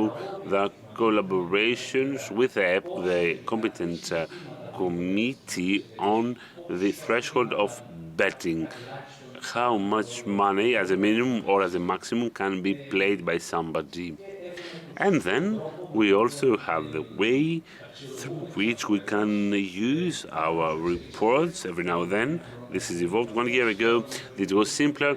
Now this is more structured. We collaborate with all betting companies, with international bodies to get alerts and evaluate possibly manipulation of games and possibly crimes that are committed. Here you might see an overview of Q1 for 2021 and of Q1 of 2022. You see that reports are more, mainly as it seems Super League 2 gets the majority of reports and the majority of complaints. Super League 2 of football, says the speaker. Reasons are too many. I don't have the time to elaborate on them, unfortunately, says the speaker. Different evaluations made until Q1, approximately 60. We have 10 or another 15 in May, and there has been education and awareness raising towards athletes. There have been webinars. We're moving on with schools as well. Now, international conjuncture. Greece is present in the international fora. We have the presidency of the Surveillance Committee of the Macaulay Convention. Mavrotas is the president. The object is to monitor, deepen, and propose different bodies. There is the group of Copenhagen Committee, where all manipulation platforms participate. As member, we have in the executive committee Ms. Maria Demopoulou by EEP, that is the Games Committee. And observers in there we have, amongst others, UEFA, FIFA, Interpol. Why Interpol? Because behind the manipulation of games, most possibly there will be financial crime. We do collaborate with the UN and we monitor the actions, and with UNESCO in whatever they're doing related to that. Next steps. Move on even further and guarantee even further the well-structured reports and the proof or the possible actions about manipulations or crimes related to manipulation. We can get data real-time from betting companies in order for us to investigate what might go on. We do monitor the drafting of manuals to investigate max fixing data by IOC, by the UN, but also by Interpol. There we get the participation of the Hellenic Police Force, the FPD that is, and we shall get update in the near future on the actions of Interpol. In September, with the participation of the financial prosecutor and through the unit prosecutor, there will be seminars for the prosecutors for them to know what they want and well document the substance of a crime, if any. And towards the Hellenic Police Force with Mr. Iakovidis, we do collaborate a lot. Let us prepare that for the Hellenic Police Force equally. We will try to deepen and intensify the training of the Hellenic society, mainly in schools for the early childhood, and we shall intensify our international presence in the international fora vis-à-vis manipulation of matches. And instead of conclusion, what is EPATHLA? In reality, it is a good practice, an example of partnership between domestic bodies and bodies related to the same crime. It's not only one body not talking to the others. It's not a detached body. We participate, we're sitting around the same table, everyone having to do with that issue, and this is our motto, joining forces, protecting sports.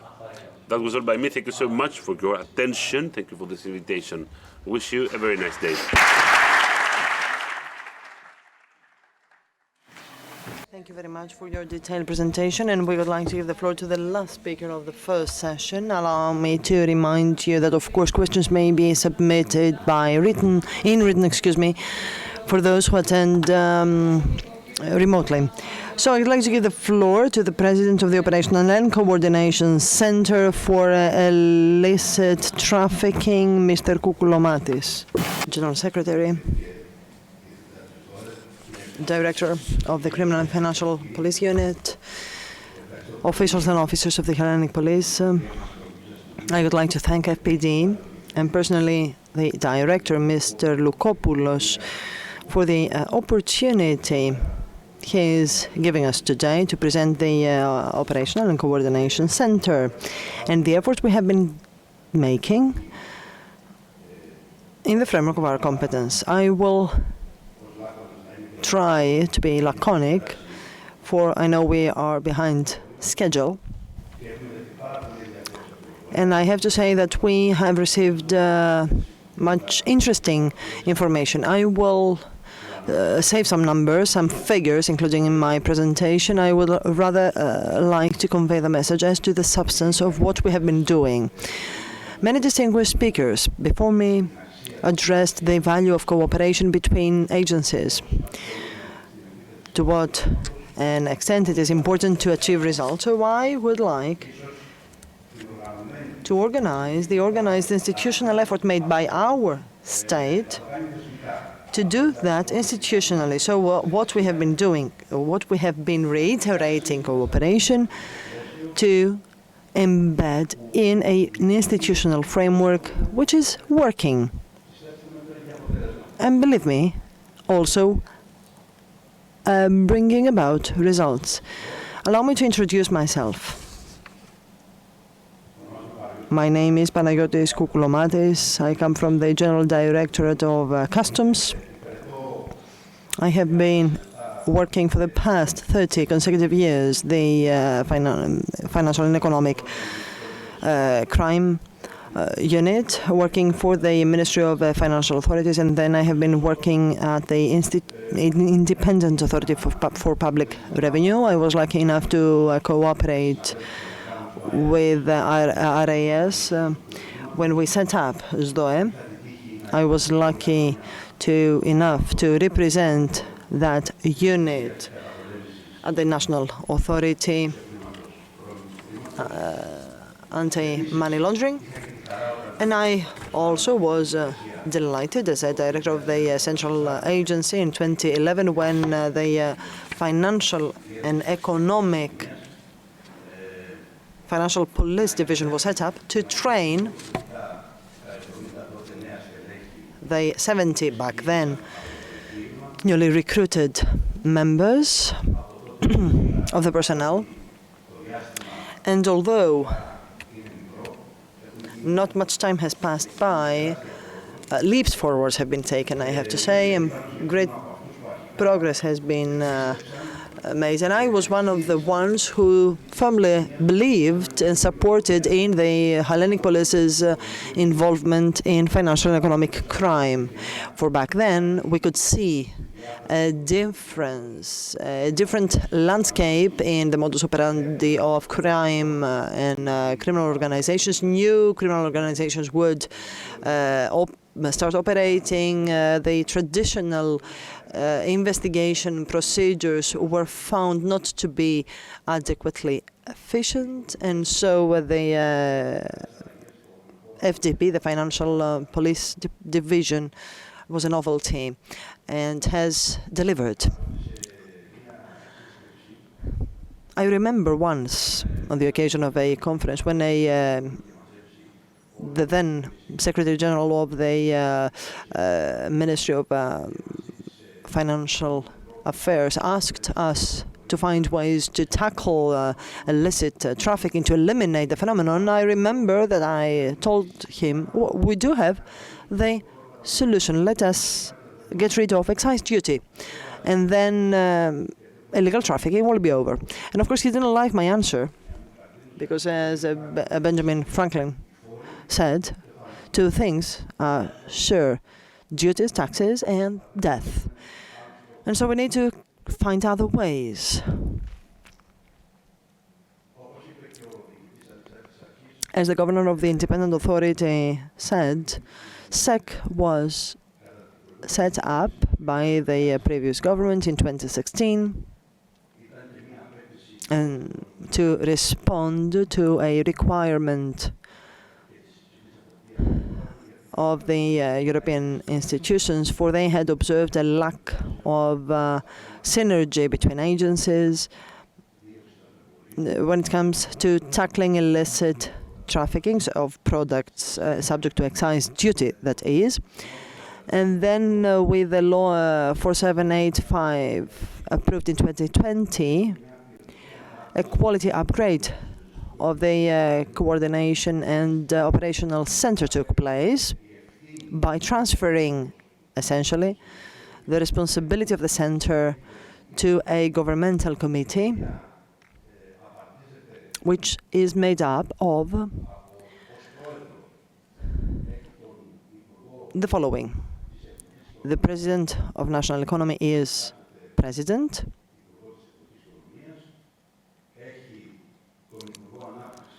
The Minister of Development and Investments also participate.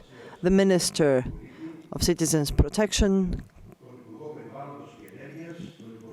The Minister of the Environment, the Deputy Minister of Financial Affairs, Deputy Minister of Citizens Protection in charge of counter-crime policy, anti-crime policy, the General Secretary of Fiscal Policy and Public Property of the Ministry of Financial Affairs, and the Governor of the Independent Authority of Public Revenues. All these are every 3 months. Now, when this committee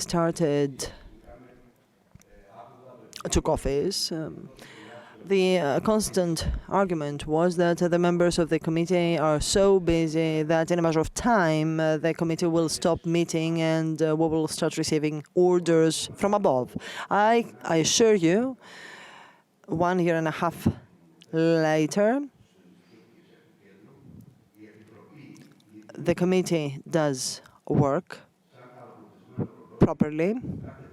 Every 3 months is updated on all the development, and of course it is by far a great responsibility for us. Everything is taken in minutes, is written in the minute, and in the subsequent meeting we are controlled. We have to account on whether we abided by the guide, the instructions given.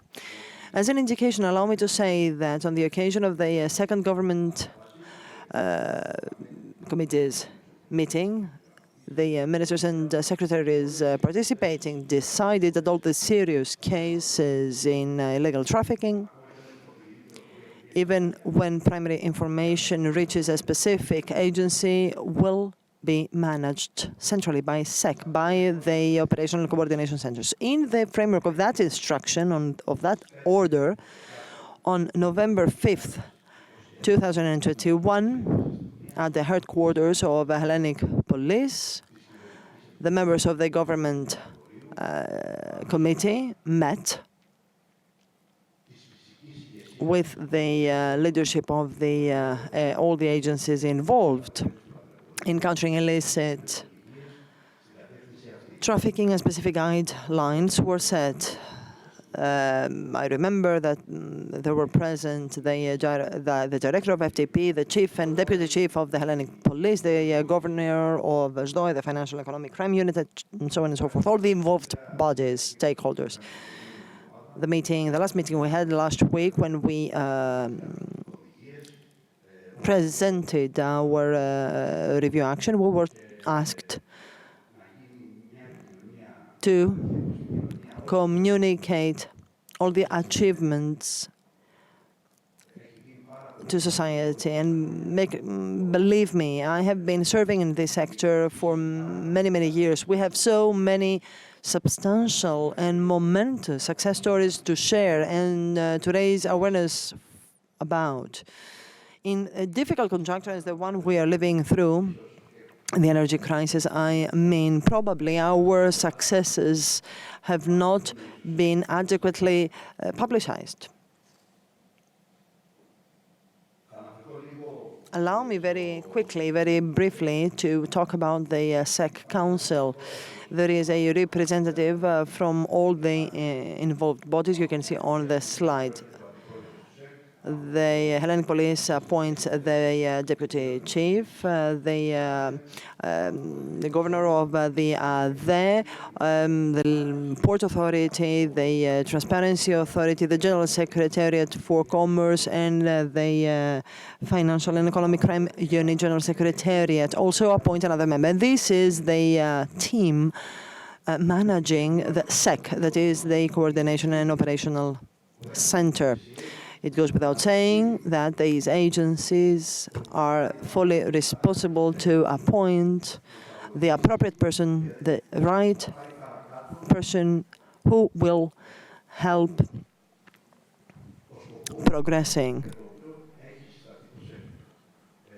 in meeting the objectives set for the center. We are improving. We are taking steps forward. I do believe, and I'm confident, that the level will be upgraded. We become stronger and better.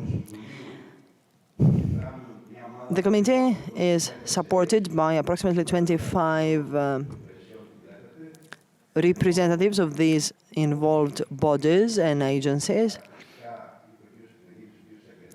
The prosecutor said and rightly pointed out this mixture of cultures that are called upon to coexist and to create a new culture, the SEC culture, the Coordination and Operational Centers culture. And I am satisfied because I can see a convergence and efficient communication. Here you may see some information about the operation of SEC. Per product, subject to excise duty, you may see here these products, what each and every agency responsibility has over these products. For example, 70% is the participation of the customs authority in tobacco products. 46% accounts the police. And many of these actions are joint actions, which is why the sum is not 100. Tobacco products, for example, feature the participation of the General Secretariat of Customs, because I'm not sure whether you know, last year, by far the greatest confiscation of tobacco products on European territory was held. It was unprecedented in Europe. In the case of tobacco, the Hellenic police also managed to dismantle approximately 12 illegal tobacco-producing manufacturing factories. Again, a record for the European Union, unprecedented again. When it comes to energy,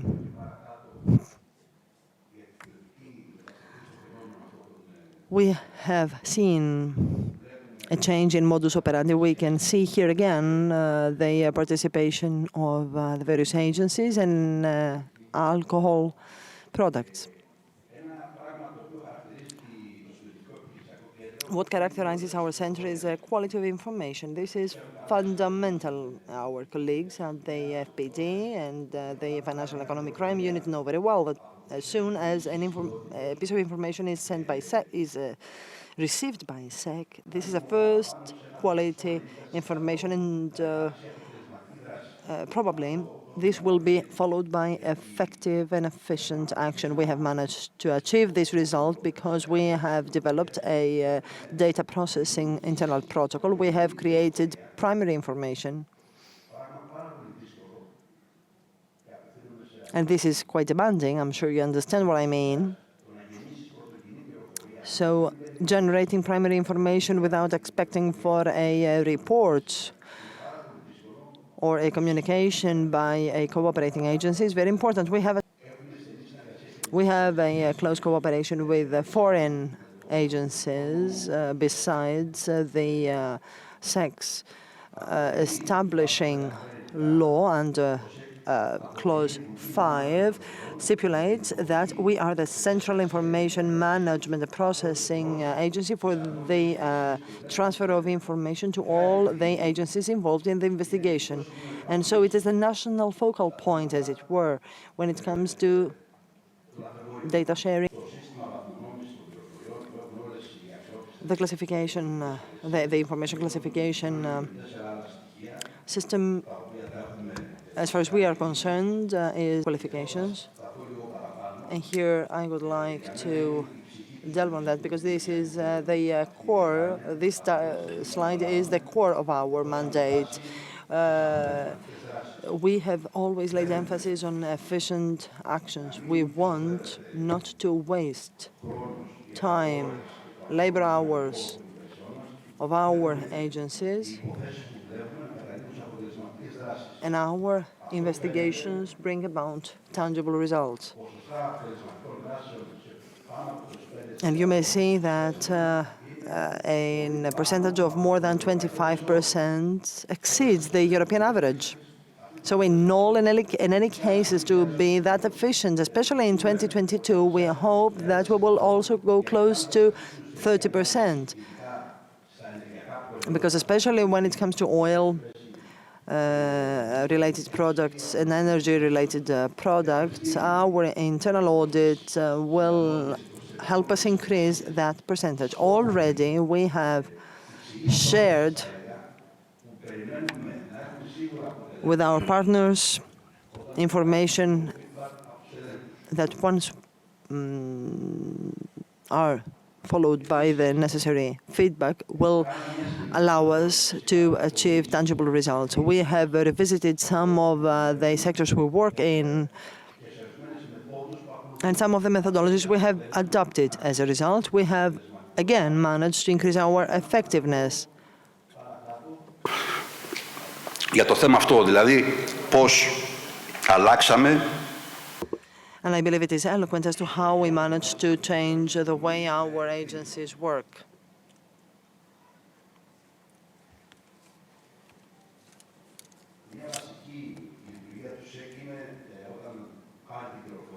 Once SEC receives the information or generates the information, τη βασική ευθύνη και it indicates the dedicated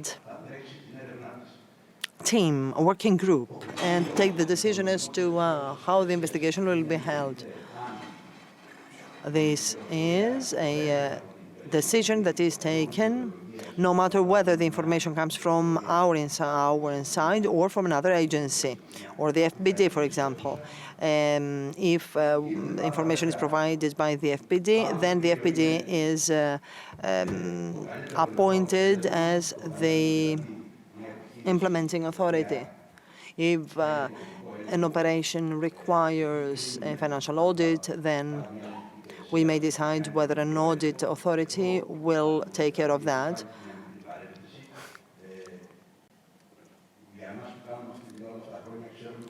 We know very well that it's the orientation of a police-managed investigation is radically different from the financial investigation. So there's another philosophy here. The employee of the financial police focuses on recovering the loss or preempting possible losses for the public budget, while police focuses on dismantling criminal organization and bringing the perpetrators to justice. And here again lies the importance of the coexistence of many different cultures.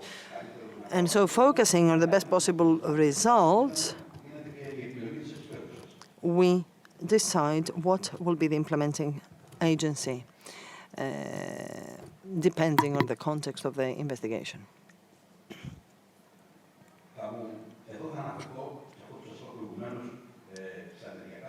I would like to make some explicit reference to energy-related products, a novelty. Since some years we have clearly defined, and this is the phenomenon of design fuels. We have changed terminology as to what was adopted in the past. This product, which was given different names in the past, now has a different definition.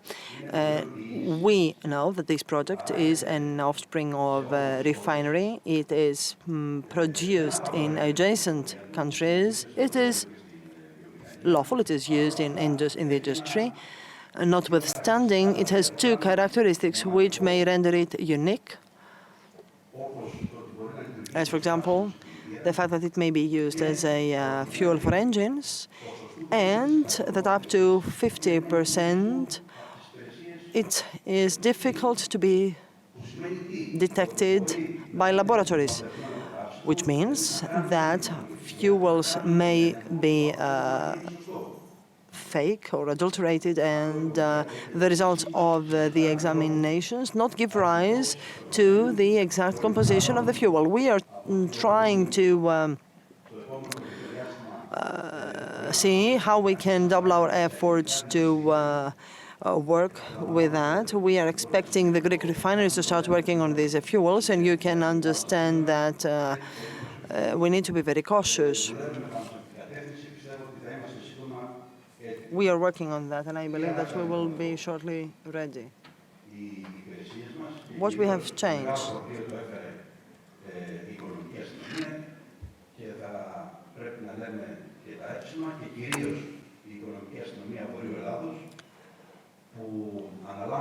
In this case, I can remember FTP and the subdivision of northern Greece were closely monitoring tankers. And this is our source of information, and we need to publicly congratulate them.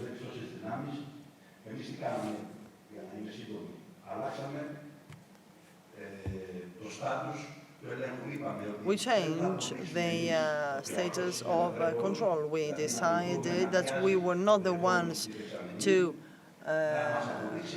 prove that the drivers of the tanker were smugglers, but rather the other way around. So we asked them to prove that they were traders and not smugglers. As a result,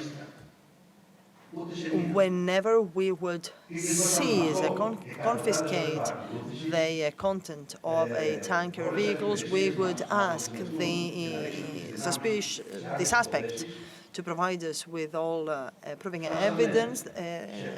Not in a single case, they managed to prove their legal status. More than 300 tons have been confiscated of this product. More than 10 tanker vehicles transferring this fuel was confiscated. The cost of this product amounts to 9 or 10 cents, and it may go up to 2.5 euro per liter if it manages to reach the gas station. So you may understand that we are talking about a very high proceed. So thanks to the experience coming from all the agencies, we managed to change the status of this product, save labor hours with better results. And here you have some other cases involving design fuels. I will elaborate on the tobacco products. Here you may see the results of internal control with relation to the load, the origin, the vessel, and then the recipient and dispatcher. And we decided, upon all the information available, that probably it had to do with illegal tobacco products, and 36 million illegal cigarettes were confiscated as a result. From 2021, our agencies overall have confiscated more than 500 million illegal cigarettes. These are record percentages. And here on one slide, you can understand, you can see the value we attach to cooperation. In some cases, we coordinated 2, 3, and in a case, also 4 agencies, 4 different agencies in the context of a single operation. By way of conclusion, allow me to share with you this. An intelligent and smart friend of mine said about SEC that SEC is and is trying to be a control tower. The field job is done by the agencies. We intend to play the role of a control tower for the best possible result and multiply and work as a multiply effect for our agencies. Thank you for listening.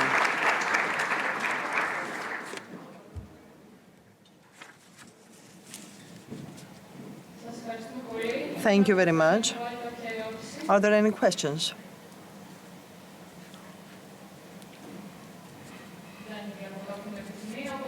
No, we do not have any questions. Hello again. We are ready to resume with the second part of this action report conference. I would like to invite our next speakers. In order to stay within the deadline, please limit down yourselves to 10 to 12 minutes each. Thank you. So straight away, Mr. Evangelos Theodoras, who is Special Labour Inspector from the Hellenic Labour Inspectorate. You have the floor, sir. Dear ladies and gentlemen, initially I would like to express in my turn my warmest regards to the Chief of the Hellenic Police Force, as well as to the Director of the Financial Police for this invitation to be present in this conference. Allow me to start my short speech, which will be even shorter than 10 minutes, said the Speaker. Besides, the distinguished speakers analyzed a lot about partnership. Allow me to start the speech by saying that the Hellenic Labour Inspectorate, or the newly established independent authority of labour inspection, according to Article 102 of the law of 2021, will start its functioning with the issuance of a ministerial decree of the Minister of Labour. After that, we shall have the task of a wide range of competencies equipped with the safety valves of the operational independence and the fact that we are fully independent. We can be the credible gatekeeper of legality in the labour market. It is true that, as it was said by the other eminent speakers, that the materialization of checks across services with participation of other audit mechanisms, we can enhance operational efficacy, guaranteeing thus a full and credible control through spotting of all or approximately all crimes, especially tackling the undeclared or partially declared or sub-declared labour is one of the main priorities, political ones, for the protection of the employees, enhancement of competitiveness in our economy, and the boost of revenues for the social security system. Our partnership with FPD to tackle these phenomena dates back many years. Indicatively, let me mention that in the framework of the pilot program, which was an action of the triennial roadmap on the implementation of a holistic, integrated approach towards tackling undeclared labour in Greece, which was agreed at the trilateral level on 2016, October 26th, between the Greek government, the ILO, and the social partners in Greece, in collaboration with the FPD, we materialized that, but as well as with other different bodies during the year 2017 in two different time intervals. We performed targeted checks. The collaboration throughout these years has evolved and has become more intensive. In any case, it may be characterized as iconic. By way of conclusion, having as an objective the increase of efficacy of different resources at an operational level, we hope to have a further cooperation with the FPD, both at the level of audits and at the level of exchange and cross-check of data. Thank you so much for your attention.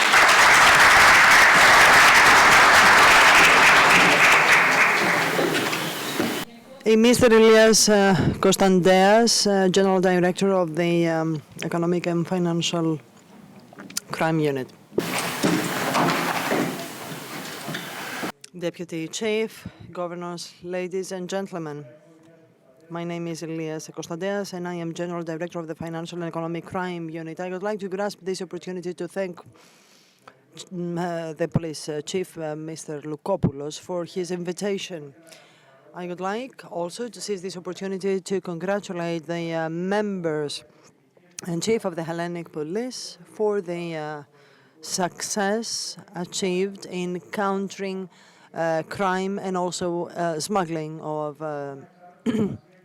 tobacco products, etc. I would like to applaud similar initiatives as today's conference, which enhance exchange of information and synergies among all jointly responsible agencies. This is an opportunity to disseminate good practices, methodological approaches, and the adoption of the appropriate measures in countering the threefold crime: financial crime, corruption, and fraud.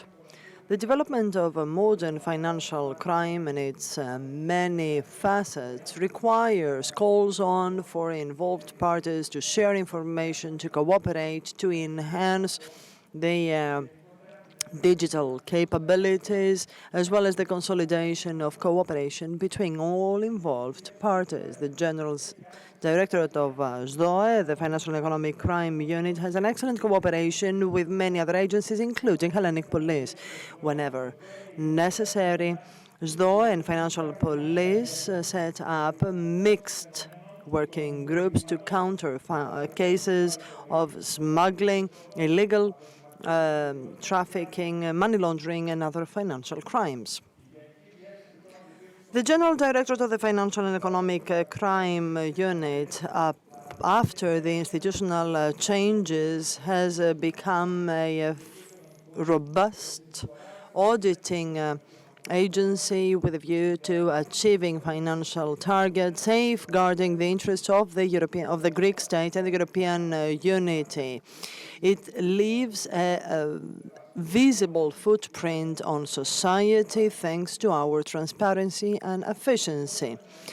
By also relying on accumulated auditing experience and know-how of the personnel of ΔΟΑ is still dedicated to the strategic objectives in trying to meet the multiple challenges of a volatile environment. Our employee audit the compliance with the existing legislative framework alone or in mixed working groups with a view to safeguarding the interests of consumers. The competencies of ΔΟΑ include countering financial crime, corruption, fraud, money laundering, illegal grants, oil, gasoline, fuel, and tobacco product smuggling. When it comes to implementation of the operational planning of the General Directorate of ΔΟΑ to counter phenomena of social and criminal offenses, as an indication, allow me to provide you with some cases we have handled. For example, in auditing the grants provided while checking whether the development law clauses were respected, we identified 3 hotels in southern Aegean not abiding by the rules. We set up the necessary teams to recover €5,800,000 in the framework of our efforts to counter smuggling of tobacco products. The Attica department of ΔΟΑ has identified a warehouse in Kalithea, which was acting as a warehouse of illegal tobacco products that would then have been marketed. 3 tons of illegal tobacco product were detected and 3 persons arrested. €900,000 was the proceeds seized. We cooperate and exchange information with other authorities, agencies, and entities of Greece and abroad, and also participate in other interagency agreements. We directly cooperate with the financial prosecutor and also with the European prosecutors, who have entrusted us with pre-trial investigations of specific cases. ΔΟΑ also participates in the coordination entity to counter financial crime in the operational center SEC, in the Center CHEMEA, and in the National Accountability Center SOL,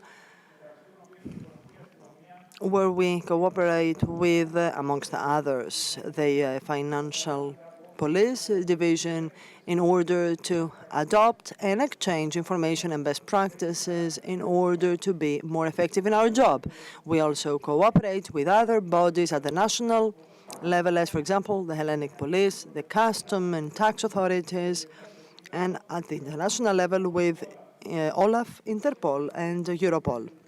In my capacity as General Director of ΔΟΑ, I would like to highlight that our commitment is to continue the work to safeguard society from phenomena of social and criminal justice without respite and with full determination based on transparency, integrity, and accountability. By way of conclusion, I would like to thank you all again for having me here and wish all the participants best proceedings and fruitful job. Thank you.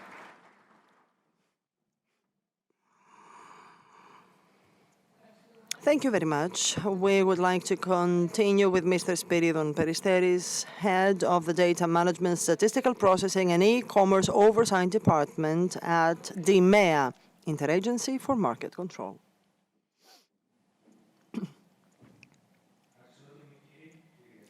Ladies and gentlemen, on behalf of Mr. Melisinos, who could not join us because he is ill with COVID-19, I would like to highlight the constant, excellent cooperation of our unit with the Hellenic Police, especially with the FTP, the Financial Police Division. Cooperation of the Hellenic Police, especially FTP, with the Ministry of Development is a 10-year long. From the very set up of illegal trade committee in 2013, SICAP after 2017, and since 2020 through the MEA under the Ministry of Development and Investments, an agency which accounts directly to the Minister because of the important contribution in controlling the internal market. The MEA's cooperation with the Hellenic Police, the Port Authority, the Independent Authority for Public Revenue, and Municipal Police is identified with our mission. Our shared operations are characterized as excellent and effective. As an indication, we cooperated in our Artemida last February with the Hellenic Police, and that was the starting point of the recent successful operation of ours on Crete, where we identified, seized, and destroyed more than 16,000 counterfeit products. We imposed administrative sanctions, and 4 people were arrested for forgery. As a result, countering illegal trade is our common objective in order to safeguard national economy, public revenue, protection of intellectual property, sound entrepreneurship, and consumers. And last but not least, I wish that, of course, we will continue to cooperate with Hellenic Police, especially Financial Police Division, and for other success and I wish you fruitful proceedings today and all successes in your job. Thank you. Thank you so much. Let us continue with Stella Stamati, who is head of the Market Surveillance Sector, Manufacturing and Market Control Division. You have the floor, madam. Thank you so much. I would like to deeply thank for this invitation sent by the FPD. We accept it on behalf of ELF, the National Organization for Medicine, due to the exquisite collaboration. Thank you very much for being extrovert. The reason for which I would like to attend this conference is for good news of legal interest. I'm talking about the inclusion of Greece in the crime convention, in the Medicrime Convention rather. It's a recent development That is, this has been signed. There is a whole ratification process of this signature by the Hellenic Parliament. So I would like to say that it is very important. Apart from the classical question of who, when, why, where, I would like me to focus on why this is important and mainly whom might this interest. For the last 11, 12 years, we've all seen that criminal organizations that until recently were dealing with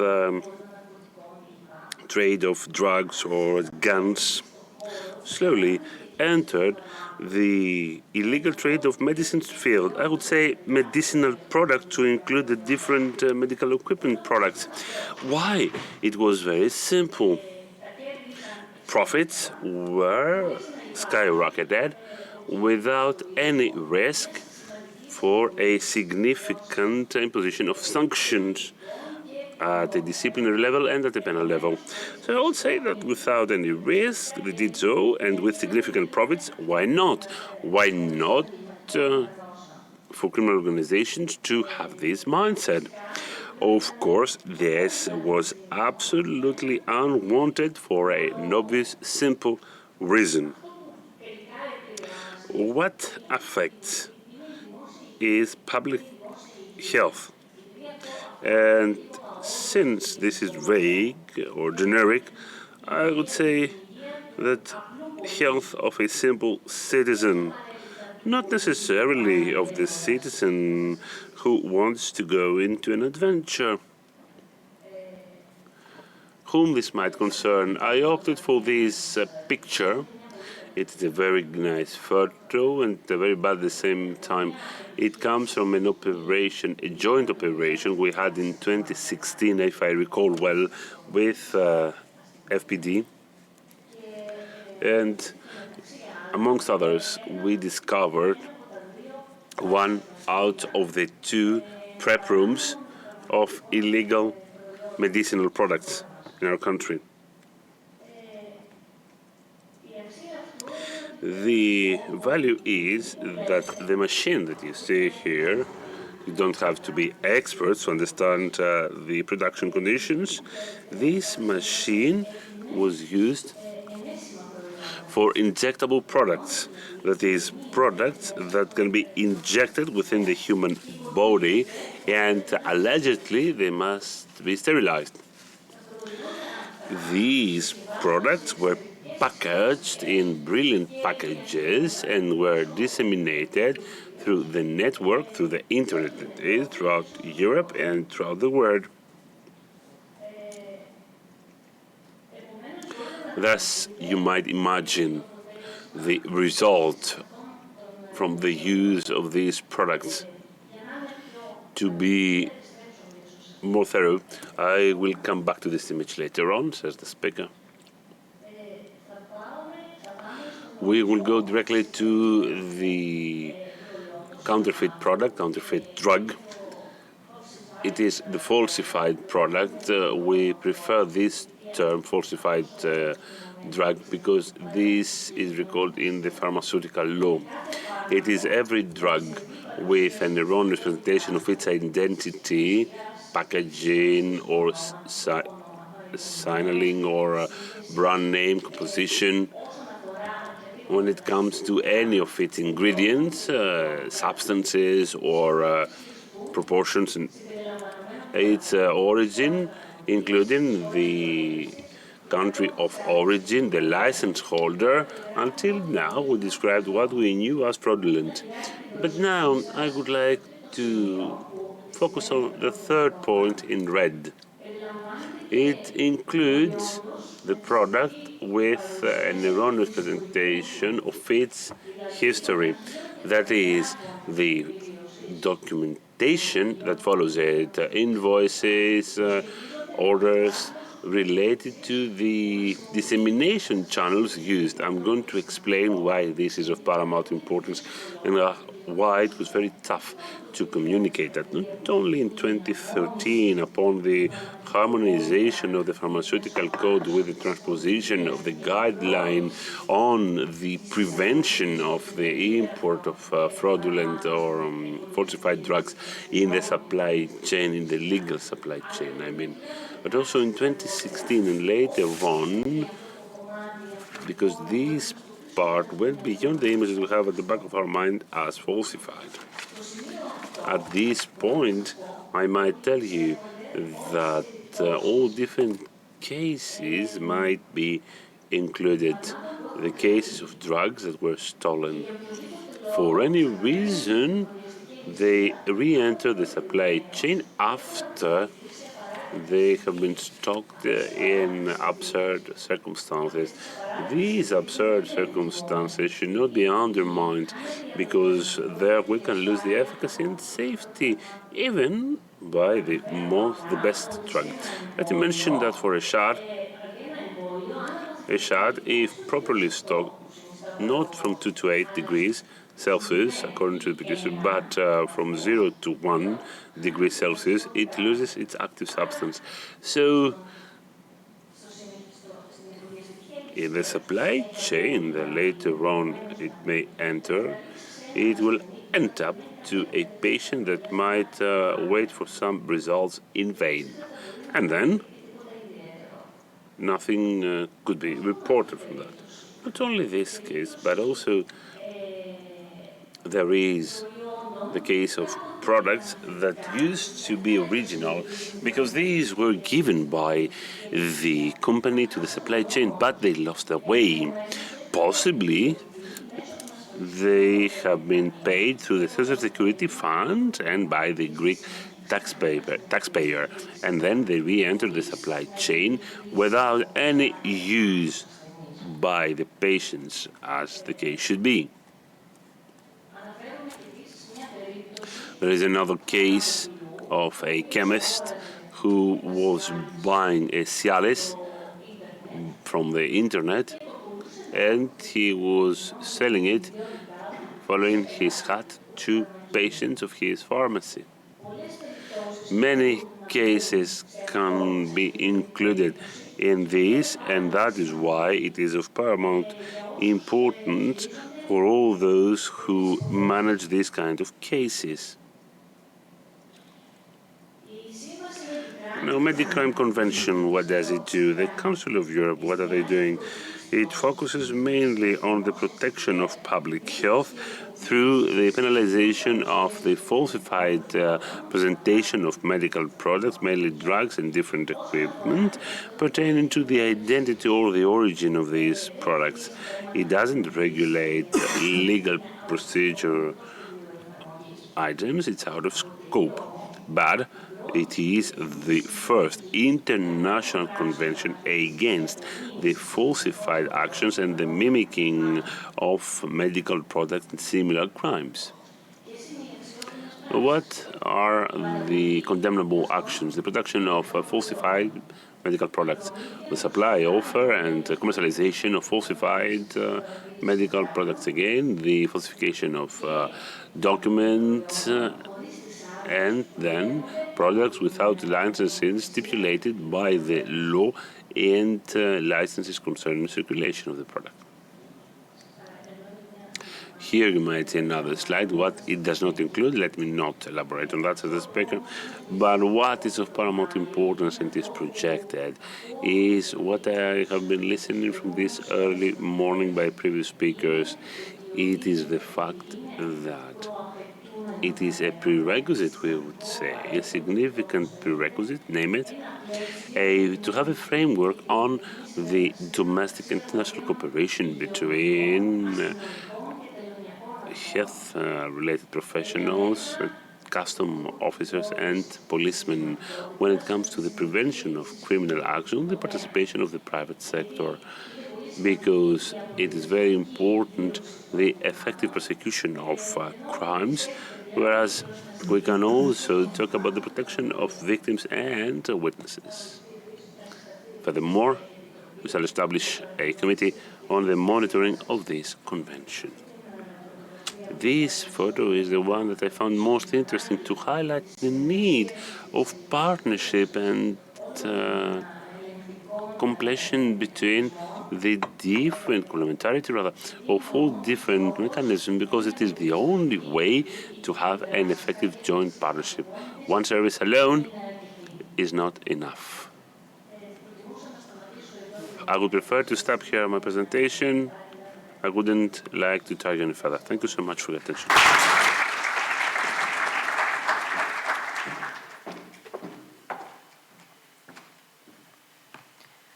Thank you very much, Mrs. Stamati. Now I would like to give the floor to Mrs. Antonia Siaveli, Head of the Control and Clearance Division of the National Organization for Healthcare Services Provision, AOPE. Good afternoon, ladies and gentlemen. My name is Antonia Siaveli. I'm working at the Control and Clearance Division of AOPE. I would like to express the greetings by Mrs. Karpodini, the leadership of AOP, and thank you for having me. I would like to make reference to our cooperation with FTP. And I would like to start with some introductory remarks on AOP, who was set up through the Law 3918 of 2011. Our provisions to the beneficiaries are defined in the single regulation of healthcare provisions, which also set the primary and secondary control. Primary control is carried out by the regional authorities of AOP. The secondary control takes place after the payment of the expenditure and is taken place by EPEDIFCA, which to date has been the secondary audit entity set up or rather it was abolished a month ago, and another independent directorate is being set up, and the new legislative framework will set its competencies. Our division, that is the Control and Clearance Division, may refer for the secondary control specific cases. I would like now to talk about the cooperation with FTB. AOP has cooperated with FTB in the framework of investigations. As an indication, the FTB cooperated with the EPEDIFCA and the Control and Clearance Division on cases of oxygen therapy, treatment, and some other cases. AOP has participated in a mixed task force together with the FTP in order to explore the prescriptions issued by medical doctors working for the Ministry of Defense. Sometimes we have access, or we ask access, or we give access to our database. Our information database is full of medical records of our insured parties, prescriptions, pharmaceutical expenditure and companies. And of course, we provide accessibility to our database in order to facilitate relevant investigations. Out of our cooperation with the FTP, we have drawn valuable advantages, as, for example, the fact that the financial police may have some possibilities, as for example the removal of telephone secrecy or investigate suspect economic transaction. All those may be used in order to identify criminal behavior in our common operations. Thank you very much. Thank you very much. I would like to give the floor to Mr. Ioannis Mastrokostas, Director at Papastratos SA.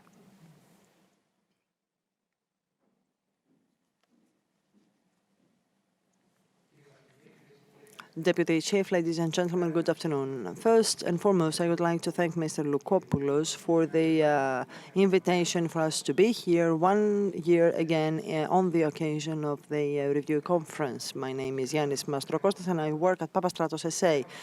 Papastratos is a member of the wider family of Philip Morris International, PMI, the biggest tobacco company internationally and in Greece. Some years ago, we took an important decision, a decision to quit smoking or to stop producing cigarettes. We invested 500 billion euro, and so we stopped manufacturing cigarettes in our factory in Aspropyrgos, which has been converted into a factory exclusively manufacturing the IQOS products. But today, I would like to talk to you about something else, which is equally important. Something which concerns us all, society, state, government, businesses, and jeopardizes, as other speakers anticipated, the economy and public healthcare. And this is smuggling or illegal trafficking of cigarettes. Do you know that 1 out of 4 cigarette packs in Greece is illegal? It is approximately 25%. Greece, each and every year, according to the pan-European study conducted by KPMG, loses more than 500 million euro. And this is money that may be turned into benefits or allowances. So Greece ranks second after France with the highest percentage of illegal cigarettes. It's really surprising. To curb this problem, and I am delighted that I will not be the only one to highlight how important it is to cooperate. So cooperate among Greek authorities and Greek and foreign authorities, cooperation between the public and the private sector, because of course joining forces may increase the results for all of us. Through Papastratos, we have been at the service of competent ministries and the auditing authorities, and we have supported their work with the actions of more than 6 million euro, that is know-how, operational equipment, as well as awareness-raising campaigns, so that the public may get full awareness of the problem. And so certainly cooperation is key in containing and curbing this phenomenon. Another novelty that is taking place in the European Union is the new fiscal directive, which takes place every 10 years. Now it is under consultation. Consultation between the European Commission with the member states is being carried out, and the consultation has to do not only with the traditional cigarettes, but also electric and the other substitute heated products. The reason, of course, is to preempt any illegal trafficking in order to avoid having yet another problem that the law enforcement agencies have to address. And also it's the matter of the excise duty. We have seen that this pertains to energy products, fuels, and not only tobacco products, but also other products. I do believe that the photo shown by the previous speaker on falsified medicines was just shocking. Thank you. Thank you so much. Mr. Nicholas Tamateou, Head of Research, Korea Tobacco Company, for the floor, sir.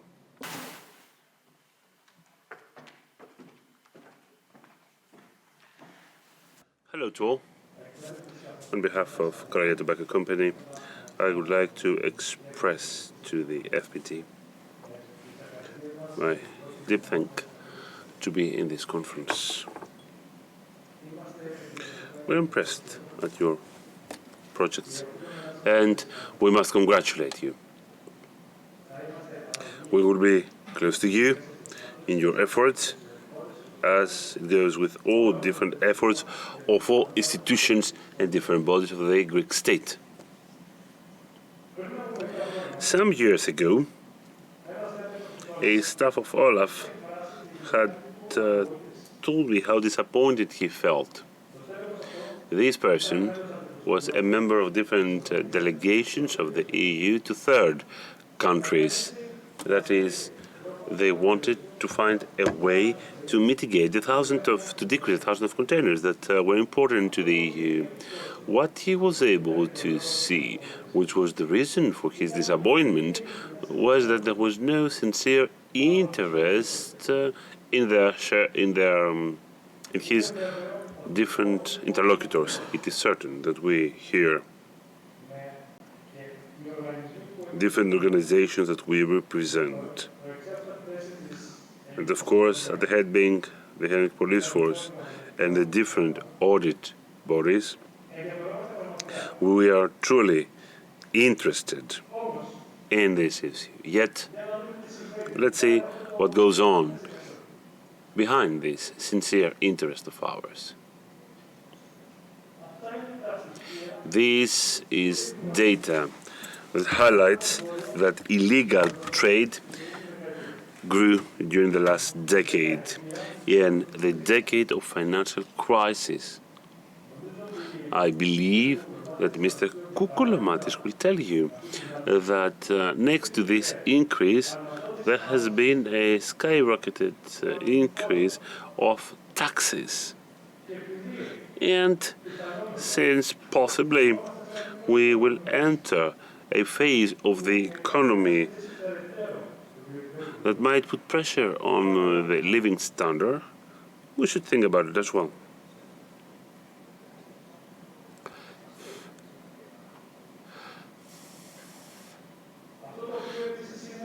What is also known is that the majority of cigarettes circulated in Greece are mainly falsified. Some records are talking about 2 out of 3 packages. What I can tell you for sure is that from the confiscations that have taken place by the Hellenic authorities lately in our lab, the 99.9% of products that have come to us to be checked on its originality are falsified. You might tell me what happens with the remaining part. I can recall lately one citizen of a South African country who believed that he can get rich by packing his suitcase with cigarettes, trying to sell them to Crete. He was arrested at the airport in one of the Cretan airports. Or I might remember another case. A third country national bought some duty-free products from a station, from a terminal, and then he came into the country legally trying to get some money. What are we doing? We invest in technology. This is our reply. What do I mean by that? Special inks, which according to the light may change color. Holographs. And of course, technology, dissemination of technology is quite decreased, and it's very hard to copy. Visual parts created by special colors, which under the process of UV, they can decrease to create some specially carved data. And of course, there are patterns of some visual points. And let me tell you that the ones producing falsified products may not properly put them on their own packages. During the last years, unfortunately, we see an increase of an impression in the industry that all these safety characteristics on our products and the ones that we shall continue to put on have no result. Why? before that, let me tell you that there must be special reference to the track and trace code, which is stipulated by law. All this info that you see on the slide are printed like that, along with some other pieces of info according to the system. What is the impact of that system in the market of falsified products? None. Why? Because quite simply, they print, along with the other visual part, with the remaining visual part, one code, which seems to be on the package. To be useful towards the Hellenic police, you might quite easily see whether a product is original or not by looking into the original products that the carton is burned by the laser which was used for printing purposes. As I was saying, there is a mindset in the industry that all these safety products that we put on the packages have no real impact. Why?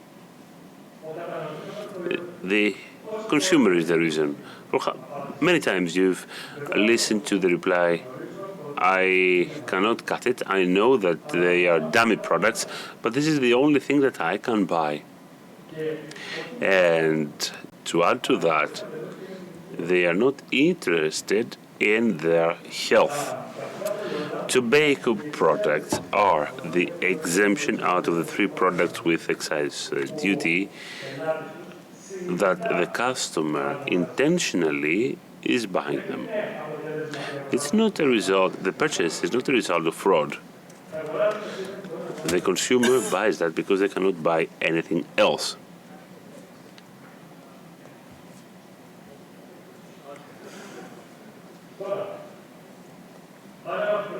I would argue that you must see the big picture if we really need to control the Greek state and the Hellenic police force. The big picture is the following. I'm afraid that the struggle we're doing for further decrease of the legal trade of tobacco products is a utopia. Why? All different provisions and all measures have as a recipient the lawful and legal industry. Measures do not touch upon illegal factories which have bombarded us. Only the Hellenic police force and the other audit mechanisms remain which have to play the hero. By making legal products more expensive, there's a bigger gap in favor of the counterfeit products. And at the end of the day, what happens is to have an opposite outcome. Instead of decreasing the illegal trade of products, increase it. Ladies and gentlemen, what I would like you to understand is that we need up to 3 monthly wages of a consumer to cover the need for tobacco products. If this person has a job and if this person is not unemployed. How is it possible for us to talk about a decrease when Greece had a bigger coefficient of levies vis-à-vis the retail price compared to countries like Germany, Austria, Sweden?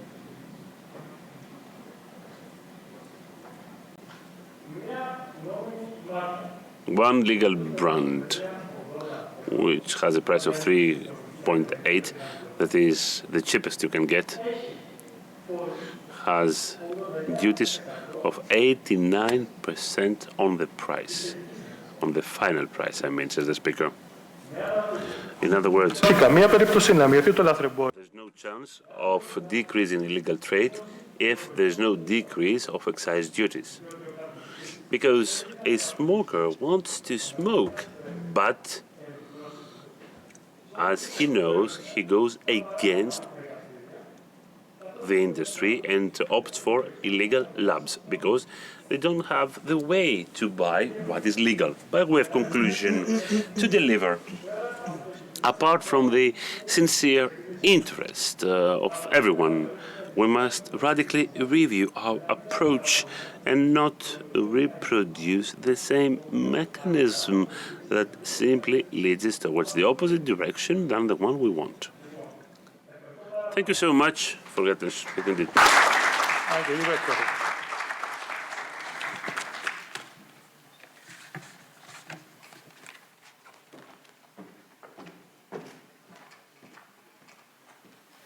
Thank you so much for this very useful presentation of yours.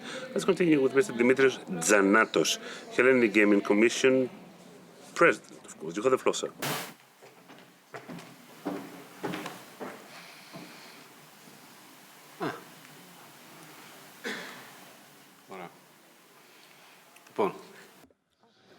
Thank you so much for this invitation. Last year, I participated for the first year in the online conference that you had. I learned a lot. The same goes for this year as well. It's very useful, what we've said since this early morning.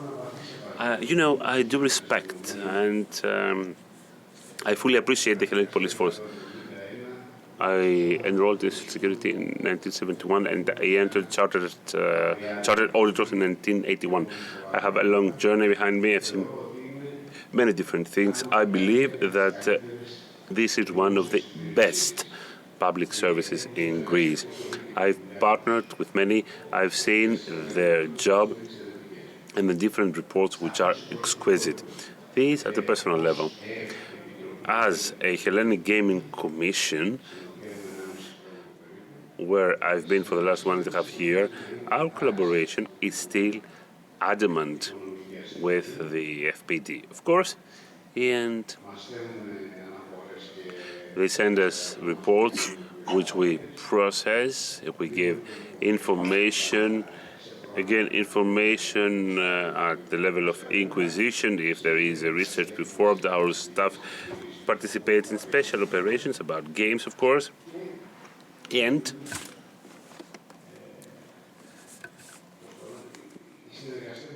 our collaboration is perfect. I'm not talking about Epathla. There I am with Mr. Papakostas. We have a brilliant collaboration equally, but in this case, we're talking about electronic crime. Now, let us go to EEP, to the Hellenic Gaming Commission. EEP is an independent body which supervises gambling companies and gaming companies. OPAP and the different agencies, casinos, and the online gaming services. Since last year, they entered an organized framework, and gradually we are setting it up, which works brilliantly. 2019 was the last normal year, and from now on, we will go back to normality, hopefully, that is pre and post-COVID. Money that we got directly and went to the state through EEP was amounting to 685 million euros. If we include the revenue income, more than 1 billion euros, 1.1 billion euros. This is legal. This is legal gambling, and I'm talking about the fiscal aspect. What about the illegal one? There is not even one study. I don't have even one study in my hands.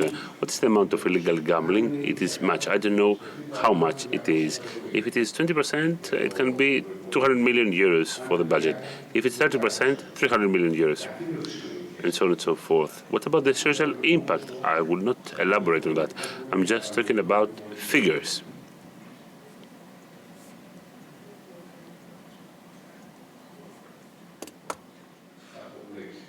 Apologies, a small technical problem, says the speaker. So, as a gaming commission and me being the president, I am interested in what we shall do with illegal gambling. I believe that the way through which we have been working until now was not the proper one. I think that it is inadequate and obsolete. The Madam Vice Prosecutor talked about the European Prosecutors Agency. You understand how important it was to build that, because many times I got mixed up. We have to talk about assistance, but legal aid, and send some files to the UK. 6 or 8 months elapsed. Epathla, talk to you, where I also work. And let me tell you that this is very modern. Yet, this was imposed. This, or rather not imposed as a speaker, it became a necessity because there was an international convention signed by our country and now it tries to implement it. Gambling, illegal gambling. 3 different parts. That is, the physical and the electronic one. What goes on with illegal online gambling has made us go crazy. It mutates rapidly. We can find a site and it is put on the blacklist. Next day, they have changed the full stop, a new one, a new site. They are inventing ways. So no matter what we do, we are many steps backwards than the perpetrators. Now, when it comes to physical gambling, if we look at it, we shall see that the majority of them are also electronic. I have mixed up my papers as a speaker, so I have to talk to you by heart. There are some machineries or some computers linked to the internet sometimes. Then we collaborate with the Hellenic police force, sent to Pyrgos somebody because there's a complaint, and we must arrest him. If we're talking about local societies, things are tougher, because if they suspect something, they cannot be arrested. You must have so specialized knowledge to tackle modern illegal activities in the field of gambling, otherwise you can't do it. A club is another thing. There are some clubs playing the roulette or similar games. So I would argue that I should focus on the following. There is one aspect which is financial, but the other aspect is, what about the players?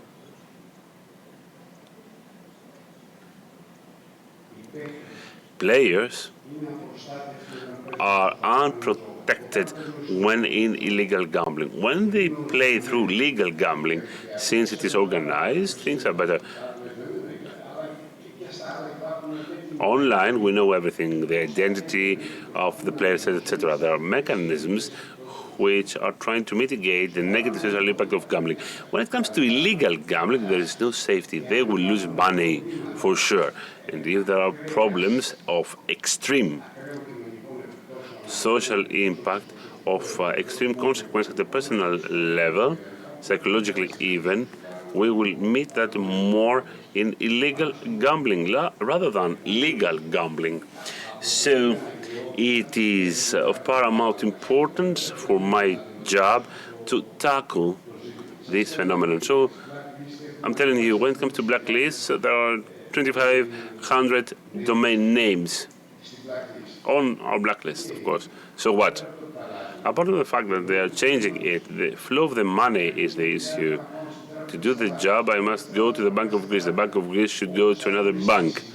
They have set it up in a way that you cannot identify the account easily or get a key and shut everything down. You must visit case by case. So this is why we need the collaboration of the electronic crime, FPD, to be able to do something. Είναι αυξητικό το φαινόμενο. It is an exponential phenomenon. I don't mean to target those, says the speaker. And let me tell you a final note. The government accepted our proposals in November a series of provisions. I'm trying to find a more flexible solution, but as operational, like the one in EPATHLA or in the prosecution. We might have some programming agreement, something more stable, flexible, something that will link us with our duty, the financial police, the Ministry of Citizen Protection, and mainly suppliers. What you taught me last year, and I can see that now with the previous speakers, you must be extrovert. It is unbelievable. The Hellenic police force, many people believe about the Hellenic police force that it is a very conservative body, but it is funny because it is one of the most extrovert parts of the public service. You are collaborating with the ones who know, as we're talking about tobacco products right now, or about drugs or alcohol. The same goes to us. All the legal network needs to hit the illegal one. Public interest is what we serve. That is why we must collaborate. I wanted just to share some thoughts of mine with you. Shortly, I will be officially able to address the Hellenic Police Force, to go to the Hellenic Police Force and the Ministry to suggest tangible solutions that will include the different providers of a legal network. Furthermore, let me tell you that all these issues are not related to suppression, because suppression is just a tool. It takes an operational plan overall, which focuses on a target, that is games. I also need psychologists, behavioral scientists. I want to play with the game of the player playing an illegal gambling game. And I would like to tell them that your interest is to go to legal network. Thank you so much for your attention. Apologies if I tired you. Thank you.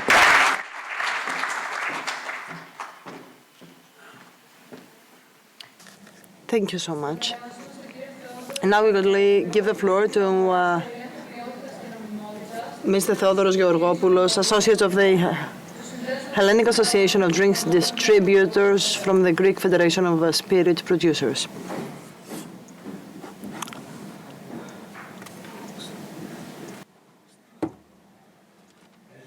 Good morning, ladies and gentlemen. Thank you very much for the introduction. For those who do not know who I am, my name is Theodoros Georgopoulos. As the lady introduced, Associate of the Hellenic Association of Drinks Distributors. I would like to congratulate you for having organized this conference and thank you for having us here.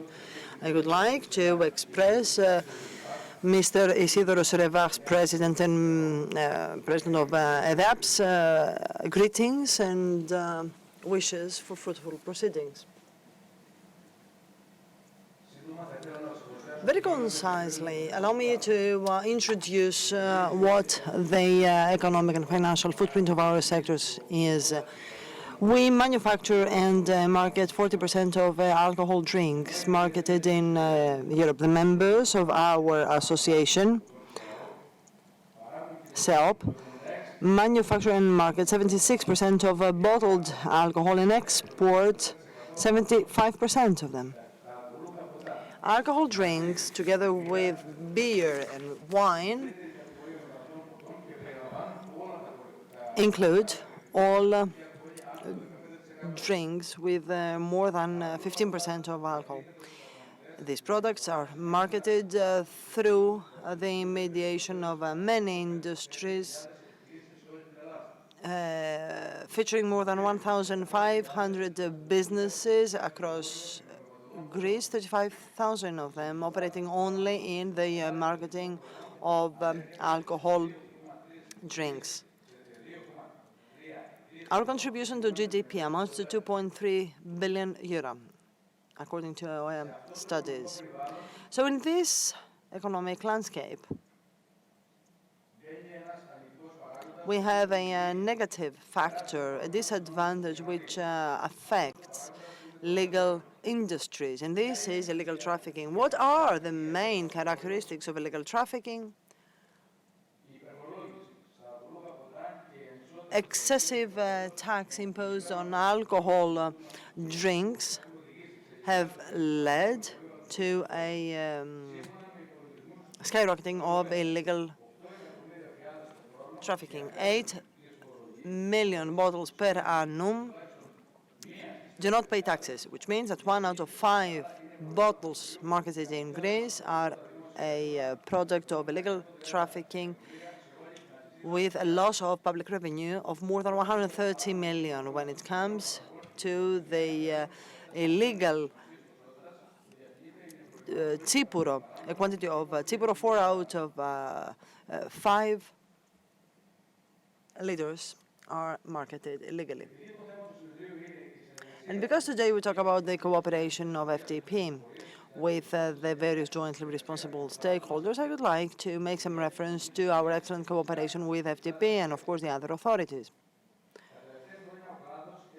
Our industry has developed a close cooperation, especially with the Financial Police Division, with a view to countering illicit trading of alcohol drinks. Our objective is to contribute to the national effort made to curb illegal smuggling, in order to have a single methodology to counter the problem, to provide information and good practices at the domestic and international level. Also, to enhance cooperation between us and to respond in due time. How does our industry contribute in this cooperation? Through the exchange of information, know-how, the dispatch of experts, the contribution in the Lotify system, the organization of conference, bringing together all the auditing authorities in order to present all the problems and our proposals, the participation in Greek and international conferences, and of course we also carry out studies and surveys. We also raise awareness by submitting our proposals public. We also receive a list of the brand seized in order to notify the involved companies. We respond to the invitations of the auditing and judicial authorities, while we also promote the publication of seizures, confiscations, and arrests in order to raise awareness of the public opinion. We continue the gathering, processing, and dispatch of new information. We are in constant cooperation with governors and directors of the law enforcement authorities, while we also contribute to the drafting of operational programs. In the period 2014 to 2020, a plethora of meetings were organized with your services, and we submitted updated proposals and suggestions in order to promote the Lotify-related procedure. Thus, thanks to our cooperation, we have seen very positive results of our cooperation. Our contribution in data and information collection through our cooperation with other associations, etc., helps safeguard the national interests. The success in using information was based on mutual trust, which was built thanks to the long-standing cooperation of all involved parties. Allow me now to highlight that ENEAP consolidated a cooperative model between the member companies and law enforcement agencies. As a result, we have managed to maximize the results of our shared operations. Now, when it comes to Lotify, the Lotify software was developed and was funded by our industry with a view to enhance efficiency of law enforcement companies. It provides real-time information, thus allowing the law enforcement agencies to seize and confiscate illegal quantities of adulterated drinks. It is potentially also interoperable with software that already are used and will be used by the European Union. It ensures the full secrecy of information and classified accessibility for the authorities. It is quick, easy to use, and very easy to provide to access to information, to extrapolation of information. It has a development character. It is also its cost-benefit relationship is very positive. The Lotify platform was provided to the Independent Authority of Public Revenues in 2019, followed by various training courses. We are expecting to finalize its operation. Lotify, for example, may check the exact characteristics of a bottle, of the bottling procedure, of its storage, and its marketing details. Now, when it comes to the illegal trading of alcohol drinks, we all know that the main common denominator of this phenomenon is excessive tax and duties, which provide windows of opportunity for smugglers. As, for example, the difference between the Greek excise duty as against the adjacent countries. It is very difficult to make a distinction also and to know exactly the real quantity of bulk Tsipuro, which is manufactured. As a result, high quantities of Tsipuro are marketed inside and across borders. Our country ranks first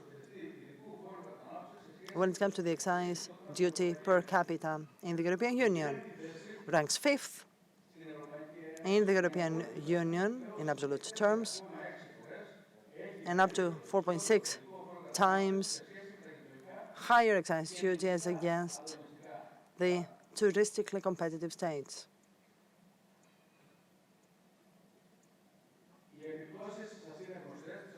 You're all familiar, of course, with the repercussions, the consequences of excessive taxing. Allow me just to say that a bottle costing 8.6 euro reaches 19.5 euro of final price. So you may understand how high is the amount of taxes and duties.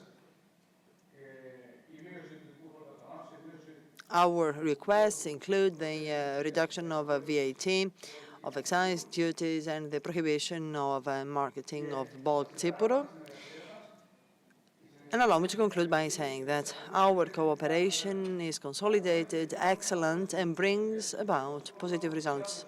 All law enforcement agencies have understood that the extremely high excise duty and high duties and levies are to be blamed for the increase in illicit trading and the loss of public revenue. We need to do something to reverse this trend and recover the losses. Illicit trading and tax evasion are amongst the strategic objectives of the financial police. This is provided for by all legislative arrangements.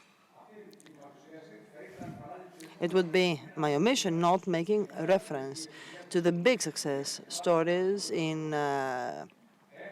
curbing, struggling against the illegal trafficking of alcohol drinks by the financial police. You have managed to dismantle 22 criminal organizations over the past years. You have also created 37 case files out of more than 500 possible cases. Your efforts also have led to an arrest of 500 people, the loss of income taxes amounting to various millions of euro. Our industry is grateful to you for your efforts, and Mr. Lukopoulos, Director of FPT, we would like to thank you and publicly praise your job.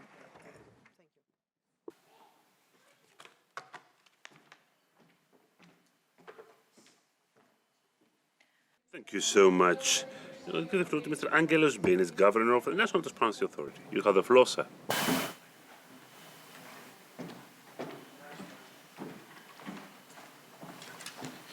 Hello to all.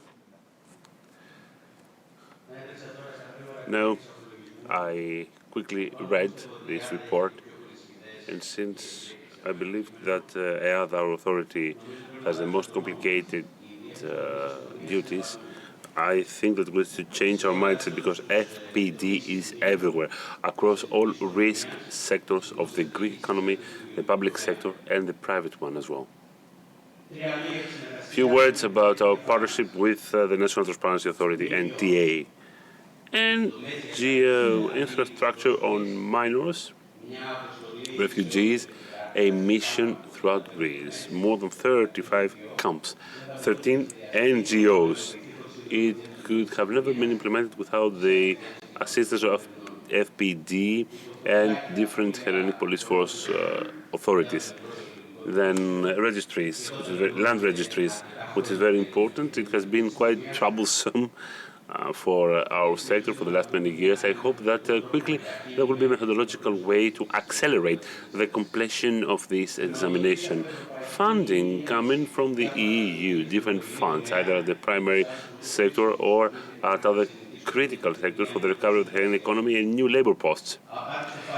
And then fraud in drugs, missions that the administrative organization and the personal branch could never deliver without the contribution, the assistance, and the advice of the staff by the FPD. I should also highlight the audits that for some might seem softer than the classical deeds of the Hellas. I'm talking about the mitigation of the pandemic and the audit of smoking.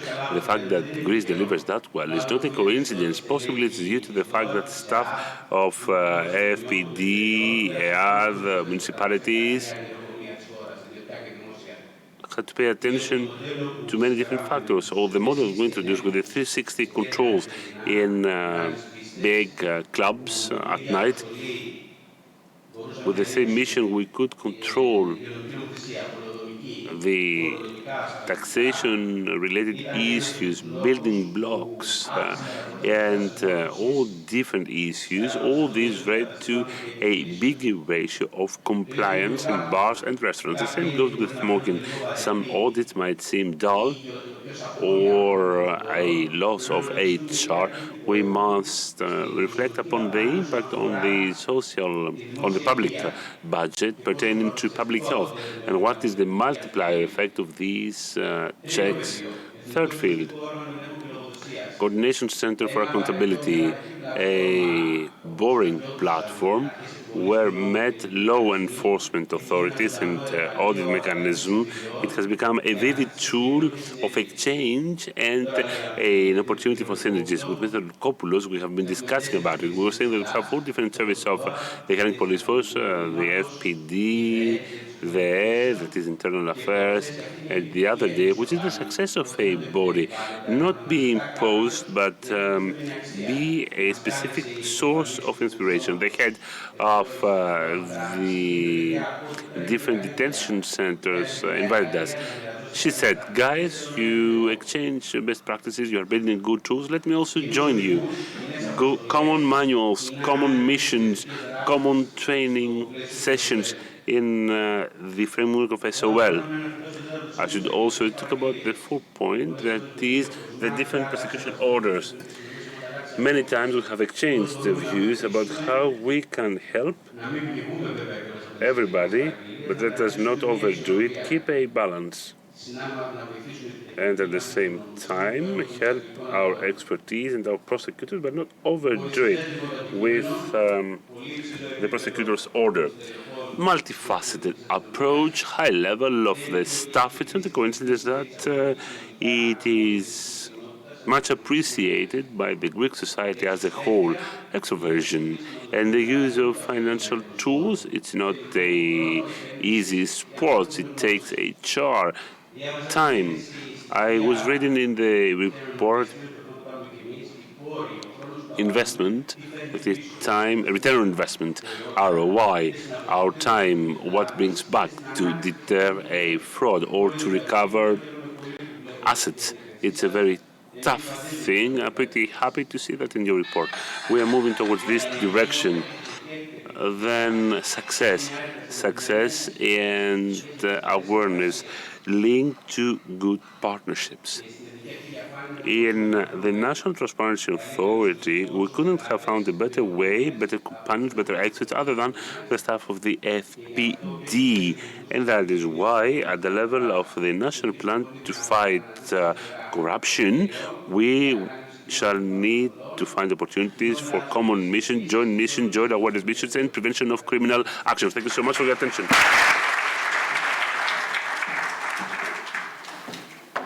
Thank you indeed. And now we would like to give the floor to the last speaker of today's conference, Mrs. Panagiotta Papadaki, Ministry of Rural Development and Food from the Directorate of Veterinary Services. Good afternoon, ladies and gentlemen. I would like to grasp this opportunity to warmly thank the Director of FPD, Mr. Loukopoulos, for having us here. We have developed an excellent cooperation. It's a pleasure and an honor for us to participate today to your conference.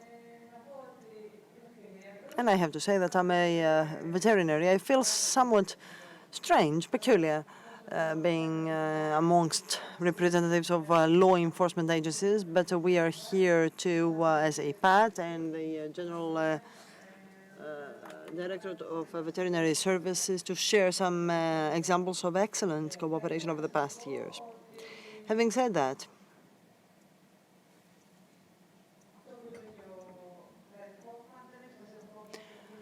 as Red Hoffman stated, quote, "What matters is not how intelligent you are or whether you have any important strategy. If you play alone, you will always lose," unquote. And so our unit has a very specific and finite capacities, and our capacities, our capabilities increase and are enhanced if we cooperate with other partners, as, for example, the Financial Police Division.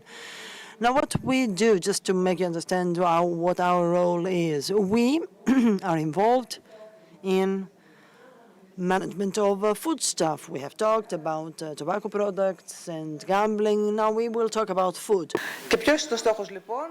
And our main objective is this. We have the General Food Law, or Regulation 1708 of 2002. And so we need to spare no effort to achieve a high rate of health care, protect and safeguard consumers, animal health and well-being, and of course the environment. And on top, we also explore what we call as the sound practices in foodstuff marketing. 2004 was a watershed year for us. It was a very important year because the European legislation changed in our industry. So what has happened to date? We have witnessed an increase in e-commerce, and foodstuff-related fraud started gaining ground. And so the European Commission was under pressure, as well as the other agencies, the other institutions of the European Union, to revisit the existing legislative framework. And so in 2017, it issued the Regulation 625.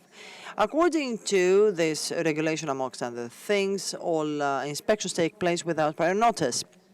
This is a rule in our profession. No inspection is carried out if there is a prior notice of the businessman, of the owner. There may be some exceptions, so only in cases when inspections are infeasible or impossible. If there is no prior notice, for example, carry out a field visit, field check in a remote village, for example. According to that regulation, we as competent authorities also have specific commitments and obligations. So, for example, we need to ensure the efficiency and suitability of inspections, be impartial, and guarantee the cohesion of inspections. Our personnel should not have any conflict of interest whatsoever. We need to have adequate laboratory support. We cooperate with a large network of laboratories. and of course be endowed with the necessary equipment and facilities. We also need to have the legislative power, the legal power, excuse me, to carry out official inspections, take measures, law enforcement measures. So we are entitled to declare a business closed, the closure of a business, if it does not abide by the legislation. We need also to have the necessary contingency plans. We have at least 8 of them, depending on the case, on a case-by-case basis. According to the legislation, we as competent authorities need to be able to detect the root cause, the extent of the non-compliance, to how many potential victims, who is to blame, what are the responsibilities of the businessman, and to take all precautionary measures in order to preempt and remedy the non-compliance, and also preempt its re-emerging.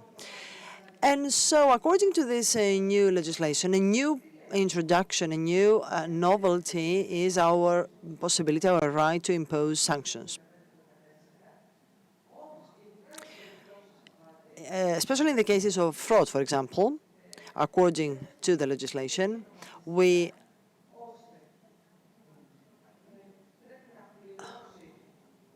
need to make sure that the perpetrator or the non-compliant businessman or perpetrator of fraud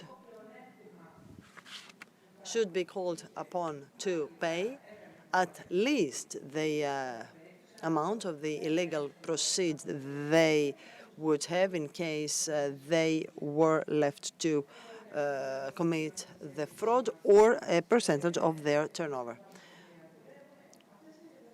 These are facilities.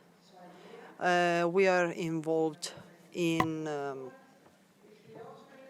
auditing, for example, slaughterhouses, fishing boats. Mrs. Midza, my colleague, is in charge of all the other these foodstuffs, fish, etc. It may sound odd, however, there is an ROP. There is a trend to illegal practices and illegal behavior in these sectors. And of course, to achieve our mission, we cooperate with a series of law enforcement agencies. It goes without saying that our cooperation, the cooperation with the FTP, takes place electronically, but officially, and in any other suitable manner, especially if we are in a hurry. We carry out coordinated audits, especially in Christmas and Easter. Easter in Greece, especially, we are so much busy, and so we cooperate with the FTP. We also jointly carry out audits to the slaughterhouses and the wholesale and retail open-air markets.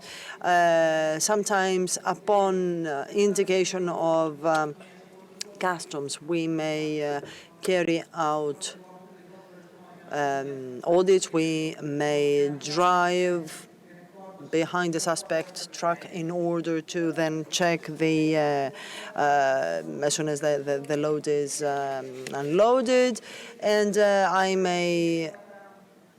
and of course, we are at the full disposal of FDP and vice versa. I would like to share with you a couple of cases, probably the most outstanding, that witness our cooperation.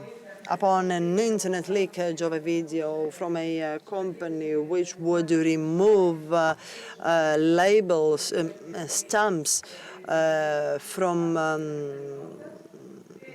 animals which had come from slaughterhouses, together with the FTP and EDS. So we went to the facility, we carried out our inspection, we seized 1 ton of product. Of course, here on the slide you may see for the details, no need for me to delve on it. The Romanian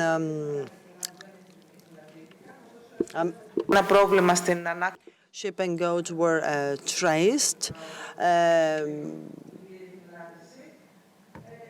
And naturally, the necessary fines and sanctions were imposed. In 2017, again, in conjunction with the financial police, simultaneous inspection was carried out to a slaughterhouse, and we found out ζωντανά και νεκρά, δηλαδή εγώ το ίδιο ζώο το είχα μπροστά.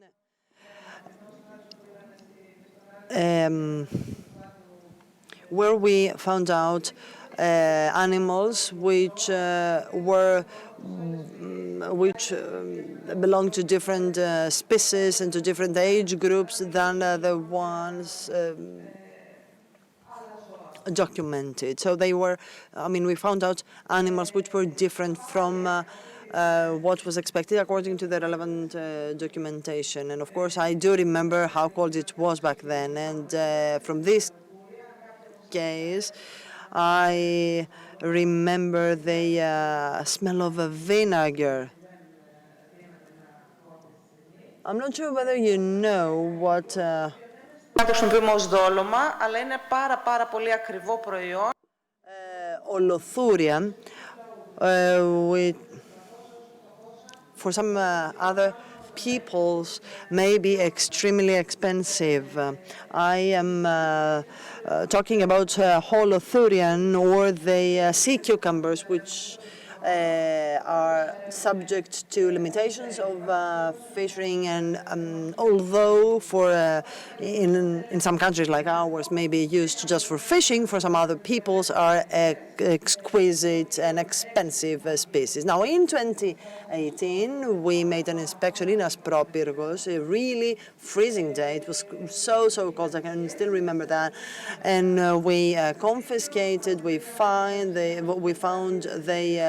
drying facilities, we confiscated all products, all illegal products. In the second facility actually was void, so we found no trace of sea cucumbers. And in the third building had sea cucumbers used just for fishing. We came across documents that would have accompanied sea cucumbers in their export to Germany. Another working group, another team confiscated 1 ton of sea cucumbers in another business. In 2021, slaughter of 1,500 από ένα σφαγείο για να πάνε σε μια εγκατάσταση. sheep that we are still trying to find. There was no slaughterhouse, there were no animals. We tried to find the animals, no animals were found. It was comic because together our working groups, together with the teams of FPDD, have failed to find any animals. And of course, no documents were produced. We imposed a sanction of €10,500. There's a specific legislation, of course, that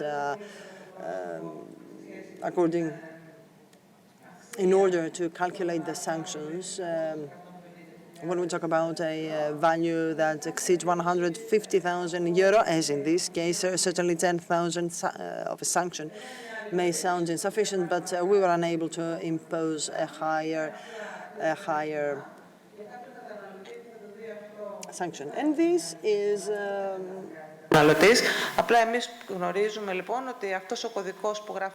This may just seem a minced meat, but as you may see, there is a rather chicken meat with a code which does not correspond to this company. This is the wrong code. And on the occasion of the recent Easter, Mr. Lukopoulos, as I were on vacation, notwithstanding we had a report for illegal slaughtering in Manthrovatica. You can see a Viber photo, a photo I received on Viber.